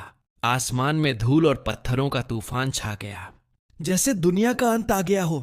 सन्नाटा, एक ऐसा सन्नाटा जो मुर्दा घर में भी नहीं होता। इतने बड़े अरीना में उन हजारों लोगों पर जैसे किसी ने टाइम स्टॉप का जादू कर दिया था। कोई भी एक सांस लेने की हिम्मत नहीं कर रहा था। सिर्फ हवा के चलने और पत्थरों के गिरने की आवाज आ रही थी। सबकी आंखें इतनी फटी हुई थीं कि लग रहा था बाहर गिर पड़ेंगी। सबके जबड़े जमीन पर लटक चुके थे। मैंने अभी क्या देखा? एक वॉर, और उसने एक पूरा पहाड़ काट दिया। उसके हाथ में जो तलवार थी वो तो बिना धार की एक जंग लगी लोहे की तलवार थी। उसके पास तो स्पिरिचुअल एनर्जी भी नहीं थी। क्या ये वही इंसान है जिसका डेंटियन बर्बाद हो गया था? ये इंसान नहीं, ये कोई दैत्य है, ये कोई दानव है। हजारों चेलों के पैर झेली की तरह कांपने लगे और वो डर के मारे जमीन पर धड़ाम से बैठ गए। सखियों ने तो अपने पैंट गीले कर लिए थे। ऊपर मंच पर वो सभी 12 खूंखार एल्डर्स ऐसे उछल कर खड़े हुए जैसे उन्होंने साक्षात यमराज देख लिया हो। फर्स्ट एल्डर की आधी दाढ़ी उसके अपने ही हाथों से खिंचकर टूट गई थी, लेकिन उसे दर्द का एहसास तक नहीं था। उसका पूरा शरीर ऐसे कांप रहा था जैसे उसे लकवा मार गया हो। वो अपनी उंगली से अखाड़े पर खड़े उस लड़के की तरफ इशारा करते हुए पागलों की तरह बड़बड़ाने लगा, सोड इंटेंट। ये तो अर्थ रैंक नहीं, हेवन रैंक से भी ऊपर का कोई भगवान स्तर का सोड इंटेंट है। ये कैसे मुमकिन है? ये हो ही नहीं सकता। और मेन सीट पर क्रैक, एक हल्की सी टूटने की आवाज आई। सेक्ट मास्टर जावूजी के हाथ में जो बेशकीमती जादुई जेड का प्याला था, वो उसके हाथों के दबाव से पिसकर पाउडर बन चुका था। उसके हाथों से चाय और खून टपक रहा था, लेकिन उसे दर्द का कोई एहसास नहीं था। उसने अखाड़े के किनारे एक मरे हुए कुत्ते की तरह पड़े अपने चेले लिंतियानों की तरफ देखा तक नहीं। उसकी नजरें एक बहुत ही भयानक खौफ और लालच के साथ ये छन के हाथ में पकड़ी उस जंग लगी लोहे की तलवार पर गड़ी थी। और फिर उसने झटके से अपना सिर घुमाया और नीचे देखा, जहां मैं अपनी आराम कुर्सी पर लेटा हुआ बहुत ही शांति से अपनी नाक खोद रहा था। झाओ वूजी का दिल पागलों की तरह सिकुड़ रहा था। सिर्फ एक बार में फाउंडेशन एस्टेब्लिशमेंट पीक को हरा दिया। तलवार की लहर 300 मीटर तक गई और एक पूरा पहाड़ चीर दिया। ये भगवानों वाली शक्ति, इसे तो मैं भी नहीं समझ पा रहा हूँ। लुचंगे, वो आदमी जिसके अंदर एक रत्ती भर भी जादुई शक्ति नहीं है, वो ये चीज कभी नहीं निकाल सकता। इसके पीछे आखिर कौन सा खौफनाक और रहस्यमयी भगवान खड़ा? इस एक घटना ने पूरे चिंगयुन सेक्ट को ऐसा सदमा दिया कि सब सुन्न पड़ गए। उस दिन के बाद से सेक्ट मास्टर झाओ वूजी के मुंह से एक भी आवाज नहीं निकली। उसने चुपचाप एक काले और खौफनाक चेहरे के साथ अपने बर्बाद हो चुके चेले लिन तियानाओ को उठवा लिया। गुयोंग पीक की स्पिरिचुअल जमीन को छीनने की बात तो दूर, वो लोग अब उस दिशा में देखने से भी डरने लगे थे। जो एल्डर्स पहले गुयोंग पीक पर भूखे भेड़ियों की तरह नजर गड़ाए रहते थे, अब अगर उन्हें गुयोंग पीक के रास्ते से गुजरना भी होता तो वो सिर झुकाकर और रास्ता बदलकर निकलते थे। उन्हें डर था कि कहीं मैं या वो पहाड़ काटने वाला इंसानी डायनासोर नाराज ना हो जाए। लेकिन इस पूरे ड्रामे के पीछे जो असली मास्टरमाइंड था, यानी मैं, इस वक्त अपने टूटे फूटे अहाते में लेटा हुआ बहुत ही परेशान था। ये चीट कोड अच्छा तो बहुत है, लेकिन इसका कूल डाउन टाइम बहुत लंबा है यार। मैंने अहाते में देखा जहां ये चैन अपनी तलवार को पागलों की तरह हवा में घुमा रहा था ताकि वो अपनी नई ताकत को कंट्रोल करना सीख सके। मैंने एक बहुत ही गहरी और हताश सांस ली। असल में कल जब ये चैन लड़ाई जीतकर वापस आया था तो मैंने जमीन से थोड़ी सी कीचड़ उठाई, उसकी एक गोली बनाई और उसे ग्रेट हीलिंग पिल बोलकर उसे खिला दी थी। मैं सोच रहा था कि सिस्टम फिर से धोखा खा जाएगा और मुझे कोई तगड़ी चीज मिल जाएगी, लेकिन सिस्टम ने मुझे एक बहुत ही ठंडी और बेइज्जती करने वाली आवाज में जवाब दिया, डिंग। होस्ट ने एक ही चेले को लगातार घटिया क्वालिटी की चीजें दी हैं। आप लगातार क्रिटिकल रिटर्न ट्रिगर नहीं कर सकते। इसे दोबारा ट्रिगर करने के लिए 3 महीने का इंतजार करें या फिर उसे कोई हाई ग्रेड चीज दें। सिस्टम, तू बहुत कंजूस है। मैंने मन ही मन में उसे गालियां दी। इस वक्त मेरे पास सबसे कीमती चीज ये बांस की टूटी हुई कुर्सी है। मैं इसके लिए हाई ग्रेड चीज लाऊं कहां से? मैंने अपनी आंखें घुमाई। अगर मैं एक ही भेड़ को बार बार मूंड कर ऊन नहीं निकाल सकता तो इसका एक ही मतलब है, मुझे एक नई भेड़ लानी पड़ेगी। ये चैन, घर का अच्छे से ध्यान रखना। तुम्हारा मास्टर पहाड़ के नीचे जा रहा है तुम्हारे लिए एक छोटी बहन ढूंढने। मैं झटके से अपनी कुर्सी से उठा और पैंट पर लगी धूल झाड़ी। मास्टर, आप खुद नीचे जा रहे हैं? ये चैन ने अचानक अपनी तलवार रोक दी और उसके चेहरे पर भयानक चिंता छा गई। मास्टर, नीचे की दुनिया बहुत खतरनाक और गंदी है। वो आम इंसान बहुत जाहिल हैं। अगर किसी ने आपकी भगवान जैसी हस्ती का अपमान कर दिया तो क्या होगा? आपका ये चेला आपके साथ चलेगा। मैं उन सब गुस्ताख लोगों का सिर धड़ से अलग कर दूंगा। उसकी नजरों में मैं कोई आम इंसान नहीं, बल्कि इंसानी रूप में जमीन पर चलने वाला साक्षात भगवान था। ऐसे गंदे लोगों के बीच भगवान कैसे जा सकते थे? दफा हो जा, मैं सिर्फ सामान देखने जा रहा हूँ। तू मेरे पीछे पीछे आकर क्या करेगा? मैंने ये चैन के पिछवाड़े पर एक जोरदार लात मारी और अपनी छाती तानकर बिल्कुल किसी गुंडे वाले स्वैग में गुयोंग पीक से नीचे उतरने लगा। 6 घंटे बाद चिंगयुन सेक्ट के इलाके से बाहर एक ऐसी जगह जहां किसी का कानून नहीं चलता था, ब्लैक एबिस सिटी। ये पूरे पूर्वी इलाके का सबसे मशहूर नो मैंस लैंड था। यहाँ सिर्फ खून खराबा, गुंडागर्दी और गंदे काम होते थे। हवा में ही खून और पसीने की बदबू तैर रही थी। मैंने अपने गोल्डन कोर पीक के खौफनाक दबाव को पूरी तरह से छुपा लिया था। मैं एक बहुत ही आम लेकिन अमीर बाप की बिगड़ी हुई औलाद लग रहा था। मैं अपना टूटा हुआ पंखा हिलाते हुए इस शहर के सबसे बड़े अंडरग्राउंड ब्लैक मार्केट में घुस गया। यहाँ लोहे के बड़े बड़े पिंजरों में इंसानों और जानवरों को जानवरों की तरह बंद करके रखा गया था। ऐसे कल्टीवेटर्स जिनका डेंटियन तबाह हो चुका था, लोमड़ी के कानों वाली आधी इंसान आधी जानवर लड़कियां, यहाँ तक कि एक पूरे तबाह हो चुके राज्य की शाही राजकुमारी भी यहाँ बिकने के लिए खड़ी थी। लेकिन इन सब के बीच एक बात आम थी, इन सब की आंखों की रोशनी मर चुकी थी। नहीं, इनमें मजा नहीं है। इनका टैलेंट बहुत ही बकवास है। इनमें से एक भी मेरे सिस्टम के वेस्ट हेवन डिफाइंग डेस्टिनी वाले स्टैंडर्ड पर फिट नहीं बैठता। मैं आगे बढ़ता रहा और पिंजरों में झांकता रहा। मैंने पिंजरों में एक एक करके देखा और हताश होकर अपना सिर हिला दिया। नहीं, इनका टैलेंट बहुत ही बकवास है। इनमें से एक भी मेरे सिस्टम के वेस्ट हेवन डिफाइंग डेस्टिनी वाले स्टैंडर्ड पर फिट नहीं बैठता। सिस्टम की शर्तें बहुत सख्त थीं। मैं किसी भी एरे गहरे को जिसकी हड्डियां थोड़ी बहुत टूटी हों अपना चेला नहीं बना सकता था। मुझे वो चाहिए था जिसकी किस्मत दुनिया में सबसे खराब हो, लेकिन उसके अंदर कुछ बहुत ही खौफनाक बनने की छुपी हुई क्षमता हो। मैं सोच ही रहा था कि यहाँ से निकलकर कहीं और अपनी किस्मत आजमाऊं कि तभी कितनी मनहूस है ये। सामने वाले एक पिंजरे के पास एक बहुत ही भयानक और डरावने चेहरे वाला गुलाम मालिक एक लड़की को जमीन पर लात मार रहा था। वो लड़की एक फटी हुई घास की चटाई में लिपटी हुई थी। वो गुलाम मालिक उसे किसी कूड़े के थैले की तरह नाले की तरफ धकेल रहा था। इस औरत का डेंटियन तो टूटा ही है, साथ में इसके शरीर में बोन पियर्सिंग 9 नेदर पॉइजन भी है। ये ऐसा जहर है जिसे 3 स्टार एल्केमिस्ट भी ठीक नहीं कर सकता। इसके शरीर पर 1 इंच भी अच्छी चमड़ी नहीं बची है। इसे ले जाकर आवारा कुत्तों के सामने फेंक दो, वरना इसे अपने पास रखकर मैं इसका खाना भी क्यों बर्बाद करूं। मैंने बस यूं ही लापरवाही से उसकी तरफ एक नजर डाली और उसी वक्त मेरे दिमाग में मौजूद सिस्टम का अलार्म ऐसे बजने लगा जैसे वहां सच में आग लग गई हो। ये अलार्म मैंने पहले कभी नहीं सुना था। Ding, high energy warning, high energy warning. ठीक 10 मीटर आगे एक बिल्कुल perfect heaven defying destiny vest का टेम्पलेट मिला है। टारगेट की जानकारी स्कैन की जा रही है। नाम सूचिंगहान, छुपी हुई पहचान, ऊपरी दुनिया की 9 हेवन एंड 10 अर्थ्स की सबसे पहली और खौफनाक महारानी का पुनर्जन्म। विशेषता, इसके पास केओस आइस गॉड बोनन है जो इस वक्त टूटी हुई है। वर्तमान स्थिति, दुश्मनों ने इसका डेंटियन तोड़ दिया है। इसके शरीर में 9 नेदर पॉइजन भरा है। चेहरा पूरी तरह बर्बाद हो चुका है। स्पिरिचुअल जड़ें टूट चुकी हैं। किस्मत का स्तर इस वक्त दुनिया में सबसे घटिया और बर्बाद, लेकिन ये करोड़ों में एक पाई जाने वाली ग्रेट डेस्टिनी की हकदार है। Potential level SSS rank. ओ भैंस की आंख। मेरे कदम अचानक एक ही जगह पर जम गए। मेरी आंखें इतनी तेज चमकने लगी जैसे 2000 वॉट के 2 बड़े बल्ब जल गए हों। महारानी का पुनर्जन्म, ये तो मुझे सच में खजाना मिल गया। अगर मैं इससे सिस्टम के जरिए फायदे लूटूंगा तो कहीं सिस्टम ही कंगाल ना हो जाए। बिना एक पल सोचे मैं सीधा उसकी तरफ किसी तीर की तरह भागा और मैंने अपना पैर उस गार्ड के हाथ पर जोर से रख दिया जो सूचिंगहन को कुत्तों के सामने फेंकने जा रहा था। ये लड़की मुझे चाहिए। मेरी आवाज बहुत ही शांत थी। गुलाम मालिक कुछ देर के लिए चौंका। उसने मुझे ऊपर से नीचे तक घूरा और फिर पागलों की तरह हंसने लगा जैसे मैं कोई बहुत बड़ा बेवकूफ हूँ। ए अमीर बाप के लौंडे, तुम्हारा टेस्ट तो बड़ा गंदा है। इस औरत का चेहरा पिघल चुका है। इसके शरीर से जहरीली गैस निकल रही है। इसे खरीदकर क्या अपने घर के पौधों में खाद डालोगे? निकलो यहाँ से, मेरा धंधा खराब मत करो। ये जहरीली चुड़ैल यहाँ रही तो मेरी दुकान में पनौती लग जाएगी। वो गार्ड अपनी तलवार निकालकर मुझे भगाने ही वाला था कि बूम। मैंने कोई स्पिरिचुअल एनर्जी इस्तेमाल नहीं की। मैंने बस अपने गोल्डन कोर पीक के दबाव का एक बहुत ही छोटा सा मामूली सा हिस्सा हवा में छोड़ दिया। वो गार्ड और गुलाम मालिक दोनों को लगा जैसे उन पर आसमान से कोई बिजली गिर गई हो। उनके पैर तुरंत झेली बन गए और वो दोनों सीधे जमीन पर मुंह के बल गिर पड़े। जिस जमीन पर वो गिरे वो नीले पत्थर चटक गए। वो दोनों खौफ से कांपते हुए मुझे देख रहे थे। उन्हें ऐसा महसूस हो रहा था कि किसी ने एक पूरा पहाड़ उनके कंधों पर रख दिया है। जान बख्श दो सर, इस अंधे कुत्ते को माफ कर दो जिसने आपको नहीं पहचाना। ये लड़की आप ले जाओ, मुफ्त में ले जाओ, मुझे एक पैसा नहीं चाहिए। गुलाम मालिक खौफ से इतना कांप रहा था कि उसका अपने शरीर पर कंट्रोल ही नहीं रहा था।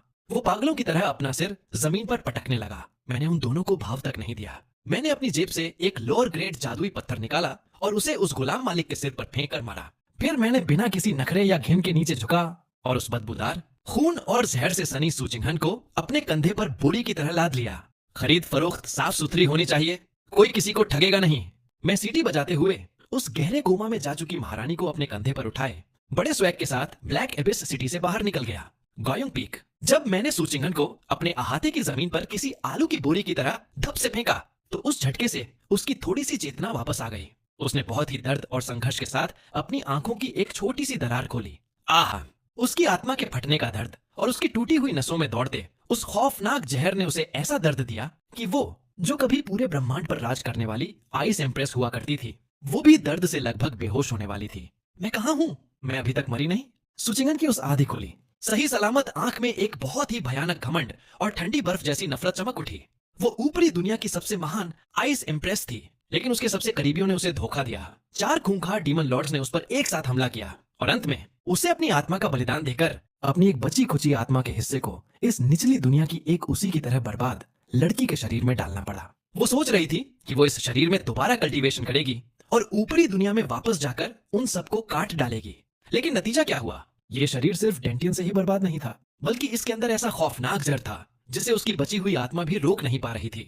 ओए, अगर होश आ गया है तो सोने का नाटक मत कर। तभी उसके सिर के ठीक ऊपर से एक बहुत ही आलसी सी आवाज आई। सुजिंगहन ने बड़ी मुश्किल से अपनी आंखों को घुमाया और देखा कि मैं एक आराम कुर्सी पर लेटा हुआ हूँ। एक हाथ में घटिया चाय पी रहा हूँ और दूसरे हाथ से अपने पैरों की उंगलियां खुजा रहा हूँ।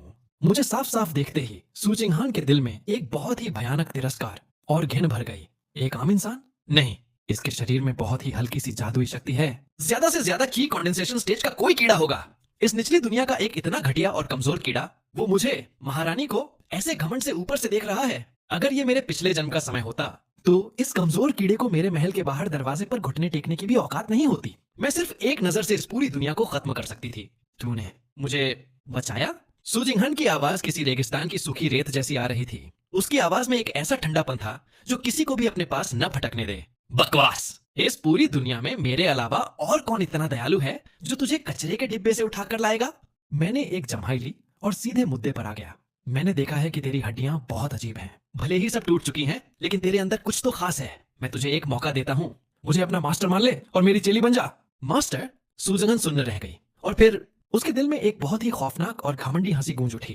कितना मजाकिया है। मैं 9 आसमानों की महारानी। मैंने जिन चेलों को सिखाया था उनमें से हर एक अपने इलाके का भगवान या अमर राजा था, और तू इस निचली दुनिया का एक ही कंडेंसेशन का कीड़ा। तू मेरे जूते साफ करने के भी लायक नहीं है और तू मुझे अपना चेला बनाना चाहता है। कौन? अगर मेरी ताकत अभी खत्म नहीं हुई होती तो मैं एक थप्पड़ मारकर तुझे हवा में राख कर देती। कभी नहीं। सुजिंगहन ने जहर के उस भयानक दर्द को सहते हुए अपने दांत किटकिटाकर बड़ी मुश्किल से ये 2 शब्द थूके। वो जहर से मर जाना पसंद करेगी, लेकिन एक मामूली कीड़े के सामने कभी सिर नहीं झुकाएगी। ये एक महारानी का घमंड था जिसे कोई तोड़ नहीं सकता था। ओहो, बड़ा अडियल मिजाज है। मुझे मजा आने लगा। मुझे ऐसी सख्त हड्डियां तोड़ने में ही सबसे ज्यादा मजा आता था। मुंह पर तमाचा मारने का असली फील तभी आता है। मुझे उसके मना करने पर कोई गुस्सा नहीं आया। मुझे अच्छे से पता था कि ये जहर से मरने वाली घमंडी महारानियों के साथ कैसे डील करना है। सबसे अच्छा तरीका है इनकी इज्जत की धज्जियां उड़ा देना। मैं अपनी आराम कुर्सी से उठा और अहाते के एक कोने में उगी जंगली घासों के पास गया। वहां से मैंने लापरवाही से एक ऐसा जंगली पत्ता तोड़ा जिसे यहाँ स्पिरिचुअल घास भी नहीं माना जाता था। ये एक ब्रॉड लीफ ग्रास था जिसे आम लोग छोटी मोटी खरोच पर लगाते हैं। मैं चलकर उसके पास आया और बिल्कुल जैसे किसी गंदे चीथड़े को फेंकते हैं, वैसे ही मैंने वो मिट्टी से सना हुआ जंगली पत्ता उसके उस दागों और जहर से भरे चेहरे पर फेंक कर मार दिया। ले, अपना मुंह पोंछ ले। ये घास प्यास भी बुझाती है और घाव भी भरती है। इसे खा ले और आज से तू गायों पीक की नंबर 2 है। मैंने बिना उसकी बात सुने पूरी तानाशाही के साथ अपना फैसला सुना दिया। सुजिंगहन ने जब उस मिट्टी लगी आम घास को अपने चेहरे पर महसूस किया तो उसे अपनी जिंदगी की सबसे भयानक और गहरी बेइज्जती महसूस हुई। मैं, महारानी, मुझे इस कीड़े की दी हुई एक जंगली घास खानी पड़ेगी। एक ऐसी घटिया घास इसने मेरे शाही चेहरे पर फेंकी।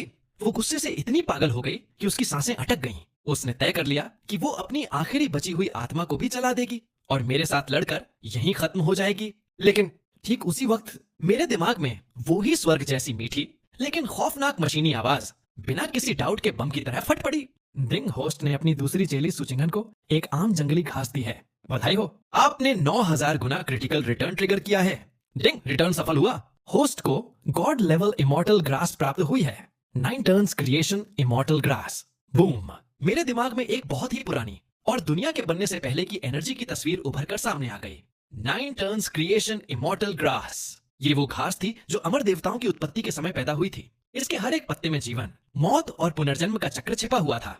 अगर कोई इसे खा ले तो वो अपना शरीर दोबारा बना सकता है और अपनी टूटी हुई आत्मा को पूरी तरह से ठीक कर सकता है। अगर किसी की सिर्फ एक धागे जितनी आत्मा भी बची हो तो ये घास उसे वापस उसके सबसे खौफनाक पीक लेवल पर ला सकती है। 9 जन्मों की रचना, 9000 गुना क्रिटिकल रिटर्न सच में कोई मजाक नहीं है।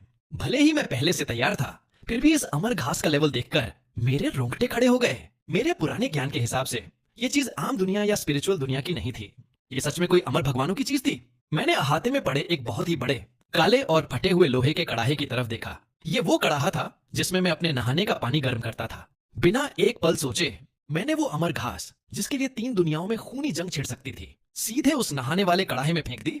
फिर मैंने उसमें पहाड़ के झरने का ठंडा पानी डाला और नीचे आग जलाकर उसे उबालने लगा। अगर ऊपरी दुनिया के वो खूंखार और पुराने राक्षस ये नजारा देख लेते तो उनका दिमाग फट जाता और वो खून की उल्टियां करते। 9 टर्न्स क्रिएशन इमॉर्टल ग्रास से नहाने का पानी उबाल रहा है। ये तो ऐसा था जैसे कोई सूरज को अपने घर का बल्ब बनाकर इस्तेमाल कर रहा हो। आधे घंटे बाद कड़ाहे का पानी उबल उबल कर एक बहुत ही गाढ़े एम्बर रंग के सुनहरे तरल में बदल चुका था। उसमें से एक ऐसी खुशबू आ रही थी जो सीधे आत्मा को शांत कर दे। मैंने कपड़े उतारे और बिना कुछ सोचे उस उबलते हुए कड़ाहे में कूद गया। क्या मजा है। वो दुनिया बनाने वाली जादुई ताकत मेरे पसीने के रोम छिद्रों से पागलों की तरह मेरी हड्डियों और नसों में घुसने लगी। मेरा कल्टीवेशन जो पहले ही गोल्डन कोर पीक पर था, इस पल किसी ऐसे जंगली घोड़े की तरह भागने लगा जिसकी लगाम टूट चुकी हो। मेरी ताकत मुझे एक ऐसा भयानक उछाल दे रही थी जिससे किसी को भी डर लग जाए। Nascent soul stage, soul formation stage, void refinement stage पूरा हो गया। मेरी स्पिरिचुअल एनर्जी और मेरा ऑरा उस पल पूरे गायोंग पीक के साथ, बल्कि इस पूरी दुनिया के साथ एक हो गया था। मेरी आत्मा की नजर दसियों हजार मील दूर तक फैल गई। एक पत्ता भी हिलता था तो मुझे पता चल जाता था। वॉइड रिफाइनमेंट स्टेज, इस निचली दुनिया में ये लेवल सिर्फ एक मिथक था जो देवताओं को हराने के बराबर माना जाता था। ऐसे लोग जो खुद के सेक्ट बनाते हैं और जिन्हें ओल्ड एंसेस्टर का दर्जा मिलता है। मैंने अपने शरीर से निकली हुई थोड़ी सी गंदगी को एक झटके में हवा में उड़ा दिया। मैंने कड़ाहे में देखा, अभी भी आधा कड़ाहा भरा हुआ था और उसमें सुनहरा तरल चमक रहा था। मैंने थोड़ा सोचा और फिर एक बहुत बड़ा कटोरा भरकर उस सुनहरे तरल को निकाल लिया। मैं बिना शर्ट पहने नंगे बदन उस सूचिंघन के पास गया जिसकी जान बस निकलने ही वाली थी। इस वक्त उसका शरीर बुरी तरह से कांप रहा था। काले रंग का वो झर उसके चेहरे से होता हुआ उसके माथे के ठीक बीच तक पहुंच चुका था। उसकी उन घमंडी आंखों में अब सिर्फ निराशा थी। उसकी आत्मा की आग इतनी कमजोर हो चुकी थी कि लग रहा था हवा के एक झोंके से बुझ जाएगी। क्या मैं सच में इस घटिया सी जगह पर मरने वाली हूँ? सूचिंघन के दिल में बहुत दर्द था। वो हार मानना नहीं चाहती थी। उसका बदला अभी बाकी था। उसने अभी तक उन गद्दारों को उनके की सजा नहीं दी थी। और ठीक उसी वक्त एक अजीब सी गर्म और सुगंधित महक वाला एक कटोरा सुनहरा तरल सीधे उसके होठों के पास लाया गया। ये ले, इससे पी ले, मैंने बहुत ही शांति से कहा। ये वो खास दवाई है जो तेरे मास्टर ने बड़ी मेहनत से तेरे लिए बनाई है। मैं गलती से ये बोलने ही वाला था कि ये मेरा नहाने का पानी है, लेकिन मैंने बात घुमा दी। सूचिंघन ने जैसे ही उस तरल की महक सूंघी, उसका पूरा शरीर एक झटके में कांप उठा। उसकी वो आंखें जिनकी चमक खत्म हो चुकी थीं, वो एकदम से सुई की नोक जितनी छोटी हो गईं। वो कभी 9 आसमानों की महारानी थी। उसने क्या क्या नहीं देखा था। ये खुशबू, क्या ये जोन्सो की इमॉर्टल ची है? नहीं, ये तो उससे भी ज्यादा शुद्ध और ऊंचे लेवल की है। अपने पिछले जन्म में जब वो सबसे ऊंचे मुकाम पर लड़ रही थी तो उसने एक अमर घास का सिर्फ एक टूटा हुआ हिस्सा देखा था, लेकिन इस एक कटोरे पानी में जो ताकत थी वो उस अमर घास के 10,000वें हिस्से से भी ज्यादा थी। नामुमकिन, इस निचली दुनिया के एक मामूली इंसान के पास इतनी भयानक और जादुई चीज कैसे हो सकती है? क्या ये मुमकिन है कि वो जो आग जलाकर कुछ उबाल रहा था वो सब यही था? सूचिंघन की पहली प्रतिक्रिया थी कि वो इसे पीने से मना कर दे।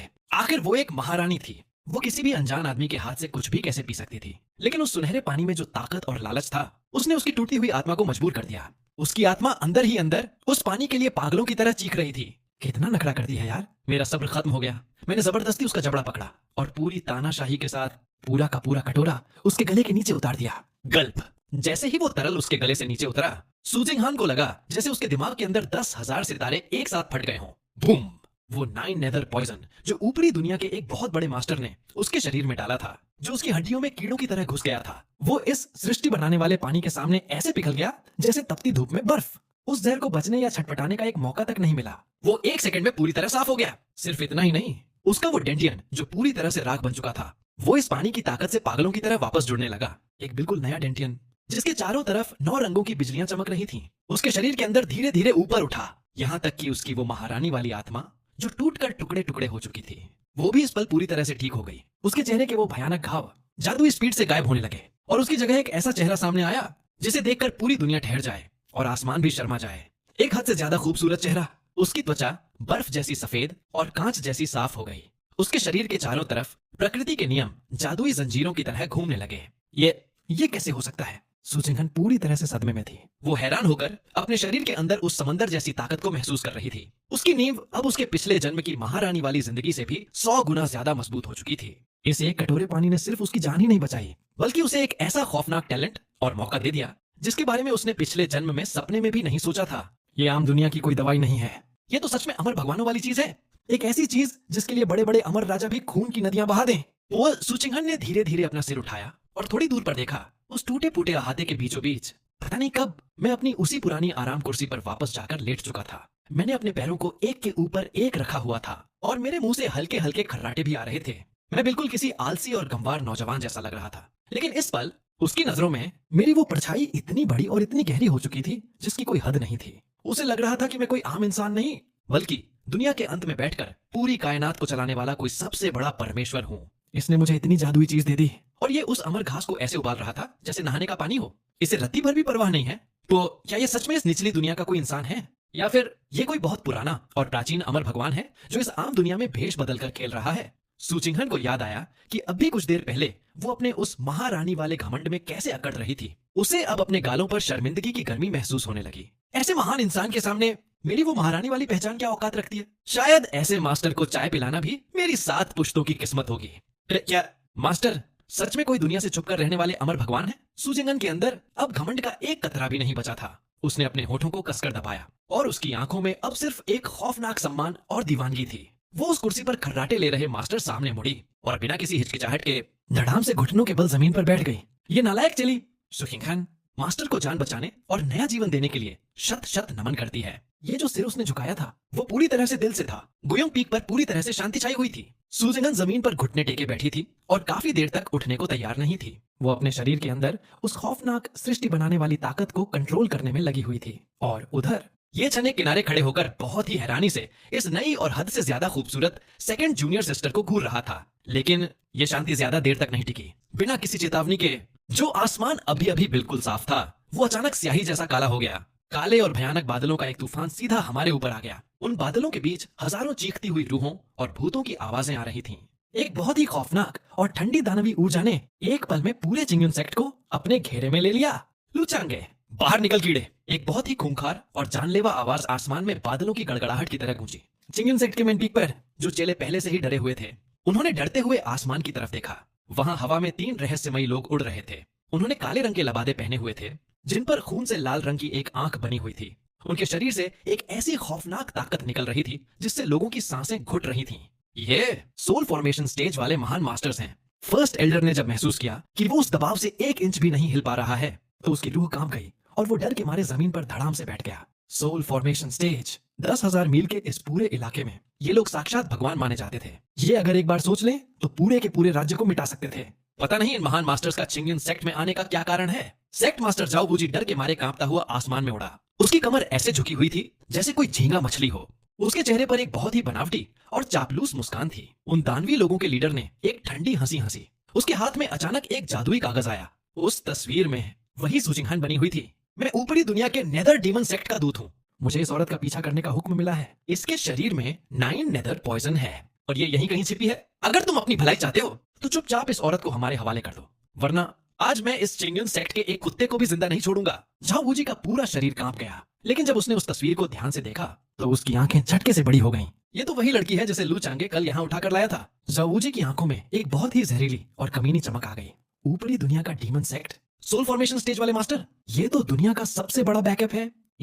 वो पिछले काफी समय से इस बात को लेकर परेशान था कि लू चांगे कैसे रास्ते से हटाए, और अब मैं खुद मुसीबत मोल लेकर ऊपर की दुनिया के खौफनाक लोगों को यहाँ ले आया था। ये तो भगवान का दिया हुआ सबसे बड़ा मौका था। मालिक, गुस्सा थूक दीजिए। झाओ वूजी ने बहुत ही चापलूसी से गुयोंग पीक की तरफ इशारा किया।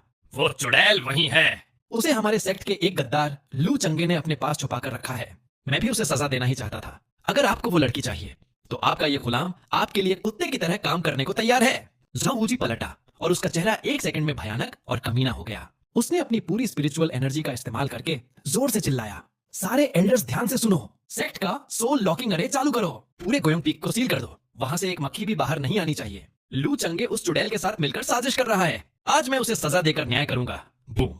चिंगयुन सेक्ट का सबसे बड़ा जादुई फॉर्मेशन चालू हो गया। एक बहुत ही बड़ी आधी पारदर्शी रोशनी की दीवार ने पूरे गुयोंग पीक को चारों तरफ से कैद कर लिया। झाओ वूजी सभी एल्डर्स को लेकर ऐसे गुयोंग पीक की तरफ भागा जैसे लोमड़ियों का झुंड किसी शेर के पीछे पीछे शिकार करने जा रहा हो। गुयोंग पीक के अहाते में, मास्टर, कोई हम पर हमला करने आ गया है। ये छन ने झटके से अपनी जंग लगी लोहे की तलवार बाहर निकाल ली। उसकी होली बॉडी की ताकत उसके खून में उबलने लगी। भले ही उसकी प्रैक्टिस अभी शुरू ही हुई थी, लेकिन उन सोल फॉर्मेशन स्टेज के कातिलों को देखकर उसे भी एक पहाड़ जैसा दबाव महसूस हो रहा था। लू चंगे, बाहर आ और अपनी मौत का सामना कर। झाओ वूजी की आवाज पूरे आसमान में गूंजी और अगले ही सेकंड वो 3 काले लबादे वाले दानवी कातिल हवा को फाड़ते हुए किसी उल्का पिंड की तरह सीधा अहाते के बीचों बीच आकर गिरे। Boom boom boom! उनके गिरने की भयानक ताकत से अहाते की दीवारें और पत्थर चकनाचूर हो गए। चुड़ैल, तू सच में यहाँ है? लीडर कातिल की आंखें सु चिंगहन को देखकर लालच से चमक उठी। फिर उसके चेहरे पर एक बहुत ही खूंखार मुस्कान आ गई। मुझे नहीं पता कि तूने कौन सा जादू करके वो जहर निकाल दिया, लेकिन आज तेरी मौत तय है। झाओ वूजी भी एक किनारे खड़ा होकर कमीनी हंसी हंस रहा था। मालिक, वो जो कुर्सी पर लेटा हुआ है वही लू चंगे है।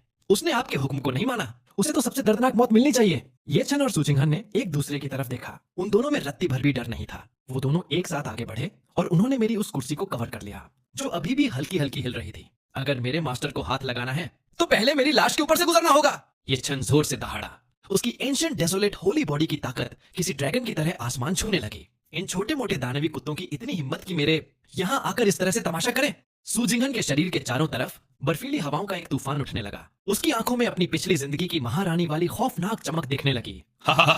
वो सोल फॉर्मेशन स्टेज का लीडर कातिल पागलों की तरह हंसने लगा। उसकी आंखों में सिर्फ और सिर्फ तिरस्कार था। एक फाउंडेशन एस्टेब्लिशमेंट का कमजोर लड़का और एक छोटी बच्ची जो अभी अभी जहर से ठीक हुई है। तुम लोग सच में मजाक हो? कातिल की आंखों में खूंखार चमक आ गई। क्योंकि तुम लोग इतनी ही जल्दी मरना चाहते हो तो आज मैं पहले तुम दोनों को रास्ते से हटाऊंगा और फिर तुम्हारे उस पीक मास्टर के एक एक टुकड़े करूंगा। Deity Avatar, Nether Ghost Hand. Boom! आसमान में एक बहुत बड़ा ब्लैक होल खुल गया। उस बादलों के बीच से एक 100 फुट लंबा काले रंग का दानवी हाथ बाहर निकला। उस हाथ पर काले रंग की खौफनाक आग जल रही थी। उस हाथ का दबाव इतना भयानक था कि लग रहा था वो हवा और स्पेस को भी निचोड़ कर रख देगा। उस हाथ के दबाव से जमीन चटकने लगी थी। खत्म, तुम लोग खत्म हो गए। जावूजी खुशी और पागलपन से चीखने लगा। सोल फॉर्मेशन स्टेज के मास्टर ने अपनी सबसे बड़ी ताकत का इस्तेमाल किया है। उस हाथ के नीचे पहाड़ भी पीसकर पाउडर बन जाते हैं। अब तुम्हें कोई नहीं बचा सकता। वो खौफनाक काला हाथ जो पूरे आसमान को ढक सकता था सीधा मेरी उस टूटी फूटी झोपड़ी के ऊपर गिरने ही वाला था। और तभी उस आराम कुर्सी से जो अभी तक बिल्कुल शांत थी एक हल्की सी चर्र की आवाज आई। मैं जो अभी तक आराम से दोपहर की नींद ले रहा था, मैंने धीरे धीरे अपनी आंखें खोली। वो आंखें कैसी थीं? वो इतनी गहरी थीं जैसे उनमें करोड़ों सालों का ब्रह्मांड समाया हो और इतनी शांत थीं जैसे कोई पाताल का सबसे गहरा और मरा हुआ समंदर हो। मैंने आसमान से गिरते हुए उस काले रंग के 100 फुट लंबे जादुई हाथ को देखा। मेरी आंखों में जरा सा भी डर नहीं था। मेरी आंखों में सिर्फ एक झुंझलाहट थी। वो झुंझलाहट जो किसी इंसान को तब होती है जब कोई उसकी नींद खराब कर दे।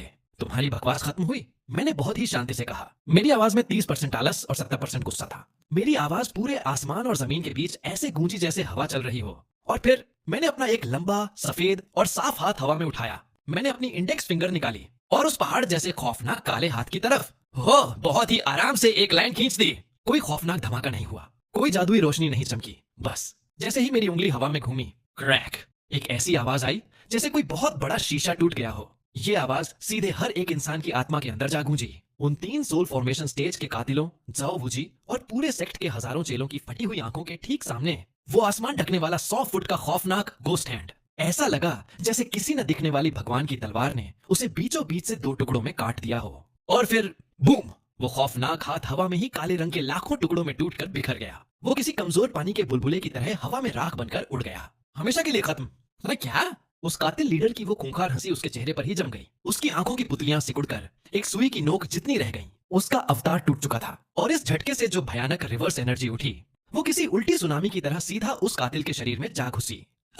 उस कातिल का पूरा शरीर हवा में बुरी तरह कांपा। उसके अंदर की सारी स्पिरिचुअल एनर्जी पागल हो गई। वो किसी कटी हुई पतंग की तरह हवा में लड़खड़ाने लगा और ऐसा लगा जैसे वो जमीन पर मुंह के बल गिर पड़ेगा। तूने क्या किया? मेरा सोल फॉर्मेशन अवतार एक उंगली से कैसे टूट सकता है? वो कातिल लीडर पागलों की तरह चीखने लगा। उसकी आवाज में वो डर और खौफ था जिसे वो छुपा नहीं पा रहा था। वो सोल फॉर्मेशन स्टेज का एक अवतार था। अगर कोई उसी के लेवल का महारथी भी आ जाता तो वो भी उस हाथ को इतनी आसानी से हवा में गायब नहीं कर सकता था। तो फिर ये आराम कुर्सी पर लेटा हुआ आदमी ये आखिर कौन सा काला जादू कर रहा था? बहुत शोर करते हो तुम लोग। मैं धीरे से अपनी उस आराम कुर्सी से उठा। मैंने बहुत ही आलस के साथ अपने शरीर को खींचा। मेरी हड्डियों के झटकाने की आवाजें ऐसे आईं जैसे कोई लोहे के चने चबा रहा हो। और मेरे इस एक अंगड़ाई लेने के साथ ही बूम! एक ऐसा खौफनाक दबाव मेरे शरीर से फटा जिसे इस दुनिया के किसी शब्द से नहीं समझाया जा सकता। एक ऐसा दबाव जिसने इस दुनिया के सारे नियमों की हदें तोड़ दी थीं। ऐसा लगा जैसे करोड़ों युगों से सोया हुआ कोई ताई गॉड अचानक जाग गया हो। Void refinement stage. ये दबाव इतना भयानक था कि ये पूरी तरह से ठोस रूप ले चुका था। गुयोंग पीक को सेंटर बनाकर 1 लाख मील के दायरे तक का पूरा आसमान 1 सेकंड में चमकते हुए गहरे सुनहरे रंग का हो गया। आसमान और जमीन के सारे नियम इस ताकत के सामने पत्ते की तरह कांपने लगे। वो काले रंग के दानवी बादल जो दुनिया को डराने आए थे वो इस दबाव के सामने ऐसे पिघले जैसे गर्मी में बर्फ का टुकड़ा। वो आधे सेकंड के लिए भी टिक नहीं पाए और एक खौफनाक हवा की लहर ने उन्हें चीर कर शून्य में बदल दिया। चिंगयन सेक्ट का वो घमंडी सोल लॉकिंग अरे जिसके बारे में कहा जाता था कि वो सोल फॉर्मेशन स्टेज के हमलों को भी रोक सकता है, वो इस दबाव के सामने कागज के एक टुकड़े जैसा साबित हुआ। उस दीवार पर 1 सेकंड में हजारों मकड़ी के जाले जैसी दरारें पड़ी और वो एक खौफनाक धमाके के साथ चूर चूर हो गई। जिस सेकंड ये दबाव नीचे गिरा पूरे चिंगयन सेक्ट के सभी 72 पहाड़ों के हजारों बाहरी और अंदरूनी चेले, यहाँ तक कि वो घमंडी एल्डर्स भी, सबके सब एक ही पल में अपने घुटनों के बल जमीन पर गिर पड़े। उनके पैर पूरी तरह से काम करना बंद कर चुके थे। उनकी हड्डियां दर्द से चीख रही थीं। उनकी आत्माएं डर से कांप रही थीं। उन्हें ऐसा लग रहा था जैसे 1 लाख प्राचीन पहाड़ उनकी पीठ पर रख दिए गए हों। एक उंगली हिलाना भी उनके लिए नामुमकिन हो गया था। और इस दबाव के बिल्कुल बीचों बीच हमारे अहाते के आसमान में वो 3 खूंखार और घमंडी नेदर डीमन सेक्ट के कातिल वो अपनी चीख तक पूरी नहीं कर पाए। वॉइड रिफाइनमेंट स्टेज के उस भगवान जैसे दबाव ने उन्हें हवा से मक्खियों की तरह जमीन पर दे मारा। Boom crash. मजबूत नीले पत्थरों वाली जमीन पर 3 बहुत ही बड़े और गहरे गड्ढे बन गए। वो तीनों सोल फॉर्मेशन स्टेज के खूंखार कातिल इस वक्त दीवार पर पिछी हुई मक्खियों की तरह दिख रहे थे। उनकी हड्डियां इंच इंच करके टूट चुकी थीं। उनकी सांसें उखड़ रही थीं और उनकी हालत कुत्तों से भी बदतर हो गई थी। Void refinement stage. वो कातिल लीडर गड्ढे के अंदर पेट के बल पड़ा था। उसकी आंखें खौफ के मारे इतनी फट चुकी थीं कि उनसे खून निकलने लगा था। उसका पूरा चेहरा खून और मिट्टी से सना हुआ था। उसके दिमाग में सिर्फ एक सफेद खालीपन बचा था और उसके दिल में एक कभी न खत्म होने वाली निराशा। नामुमकिन, ये बिल्कुल नामुमकिन है। इस निचली दुनिया के नियम टूटे हुए हैं। यहाँ ज्यादा से ज्यादा कोई सोल फॉर्मेशन पीक तक ही जा सकता है। तुमने दुनिया की हदों को कैसे पार किया? तुम वॉइड रिफाइनमेंट स्टेज पर कैसे पहुंच गए? तुम आखिर हो कौन? तुम इस निचली दुनिया के कोई आम इंसान नहीं हो सकते। वो कातिल पागलों की तरह रोने लगा। उसका नेदर डीमन सेक्ट इस निचली दुनिया में इसलिए राज करता था क्योंकि उनके पास सोल फॉर्मेशन स्टेज के कुछ पुराने मास्टर थे। लेकिन एक वॉइड रिफाइनमेंट स्टेज के भगवान के सामने उन 3 कातिलों की तो बात ही छोड़ दो। अगर पूरा का पूरा नेदर डीमन सेक्ट भी अपनी सारी फौज ले आए तो वो भी इस आदमी की एक उंगली के बराबर नहीं था। एक तरफ खड़ी सू चिंगहन का शरीर भी इस वक्त जोर से कांप रहा था। भले ही वो अपने पिछले जन्म में एक 9 आसमानों की महारानी थी, भले ही उसने पहले ही अंदाजा लगा लिया था कि मैं कोई बहुत ही खौफनाक और गहरा इंसान हूँ, लेकिन जब मैंने असल में ये वॉइड रिफाइनमेंट स्टेज का दबाव रिलीज किया तो उसकी दुनिया के सारे नियम टूट गए। जो बोला वही नियम बन गया। दबाव ने ठोस रूप ले लिया। ये कंट्रोल, ये नियमों को अपनी उंगलियों पर नचाना, अगर ये ऊपरी दुनिया में भी होता तो भी ये किसी सबसे बड़े और खौफनाक भगवान की निशानी होती। सू चिंगहन अब मुझे किसी इज्जत से नहीं देख रही थी, बल्कि वो मेरी एक ऐसी पागलों जैसी दीवानी बन चुकी थी जो किसी भगवान को पूछती हो। और इन सब के बीच सबसे ज्यादा जिसकी रूह कांप रही थी वो था सेक्ट मास्टर जाओ वूजी। धड़ाम। जाओ वूजी मेरे पैरों के पास सीधा आकर गिरा। उसके कपड़े ठंडे पसीने से पूरी तरह भीग चुके थे। उसे लग रहा था जैसे उसका पित्ताशय ही डर के मारे फट गया है। उसके मुंह में सिर्फ खून का कड़वा स्वाद आ रहा था। जब उसने सोचा कि अभी कुछ मिनट पहले वो कैसे मेरा मजाक उड़ा रहा था और मेरे खिलाफ साजिश कर रहा था, जाओ वूजी का मन कर रहा था कि वो खुद को हजारों थप्पड़ मारे। मैं अपने चेलों और एल्डर्स की फौज लेकर वॉइड रिफाइनमेंट स्टेज के एक खौफनाक पूर्वज को मारने चला था। ये तो सीधे सीधे खाई में कूदने वाली बात थी। लू, पीक मास्टर लू। नहीं, लू पूर्वज। लू दादा। जो वूजी पागलों की तरह पत्थरों पर अपना सिर पटकने लगा। उसने अपना सिर इतनी जोर से पटका कि उसका माथा फट गया और खून बहने लगा। मुझे मजबूर किया गया था। ये सब इन 3 दानवों की साजिश थी। मैं तो हमेशा से सेक्ट का वफादार रहा हूँ और आपके लिए तो मेरी इज्जत एक बहती हुई नदी जैसी है। मालिक, मुझ पर रहम कीजिए। मुझे एक कीड़ा समझकर जाने दीजिए। मजबूर किया गया था। मैंने ऊपर से उसे बहुत ही ठंडी और बिना किसी जज्बात वाली ना मजबूर किया गया था। मैं ऊंचाई से उसे घूर रहा था। मेरे होठों पर एक ऐसी मुस्कान आई जिसमें कोई गर्मी नहीं थी। तू अपनी फौज लेकर मुझे गोयोंग पीक पर घेरने आया था। एक सोल फॉर्मेशन स्टेज वाले के सामने कुत्ते की तरह पूंछ हिला रहा था और अब कहता है मजबूर किया गया था। मेरी ठंडी और बिना जज्बात वाली आवाज चाओ वूजी के कानों में मौत के फरमान की तरह गूंजी। चूंकि तुझे ऊपरी दुनिया के उन जंगली कुत्तों का पालतू बनने का इतना ही शौक है तो जा पाताल में जाकर उनका पालतू कुत्ता बन जा। जैसे ही मेरे ये शब्द खत्म हुए, मैंने बहुत ही लापरवाही से अपना दाहिना हाथ उठाया और हवा में एक थप्पड़ मार दिया। बूम। पूरी तरह से स्पिरिचुअल एनर्जी से बना हुआ एक विशाल सुनहरा हाथ आसमान से गिरा। उस हाथ में दुनिया को तबाह कर देने वाली ताकत थी। नहीं। जाओ वूजी के मुंह से दर्द और निराशा से भरी एक खौफनाक चीख निकली। धड़ाम। एक ऐसा भारी धमाका हुआ जिसने पूरे सेक्ट को हिला दिया। गोल्डन कोर पीक का लीडर, चिंगन सेक्ट का मास्टर जाओ वूजी, उसे बचने या छटपटाने का रत्ती भर भी मौका नहीं मिला। वो पूरा का पूरा आदमी उस एक सुनहरे थप्पड़ के दबाव से जमीन के 10 मीटर अंदर धंस गया। उसकी जगह पर सिर्फ एक बहुत बड़ा हाथ का निशान बचा था और उस निशान के ठीक बीचों बीच बस खून और मांस का एक ऐसा दाग था जिसे देखकर इंसान भी नहीं कहा जा सकता था।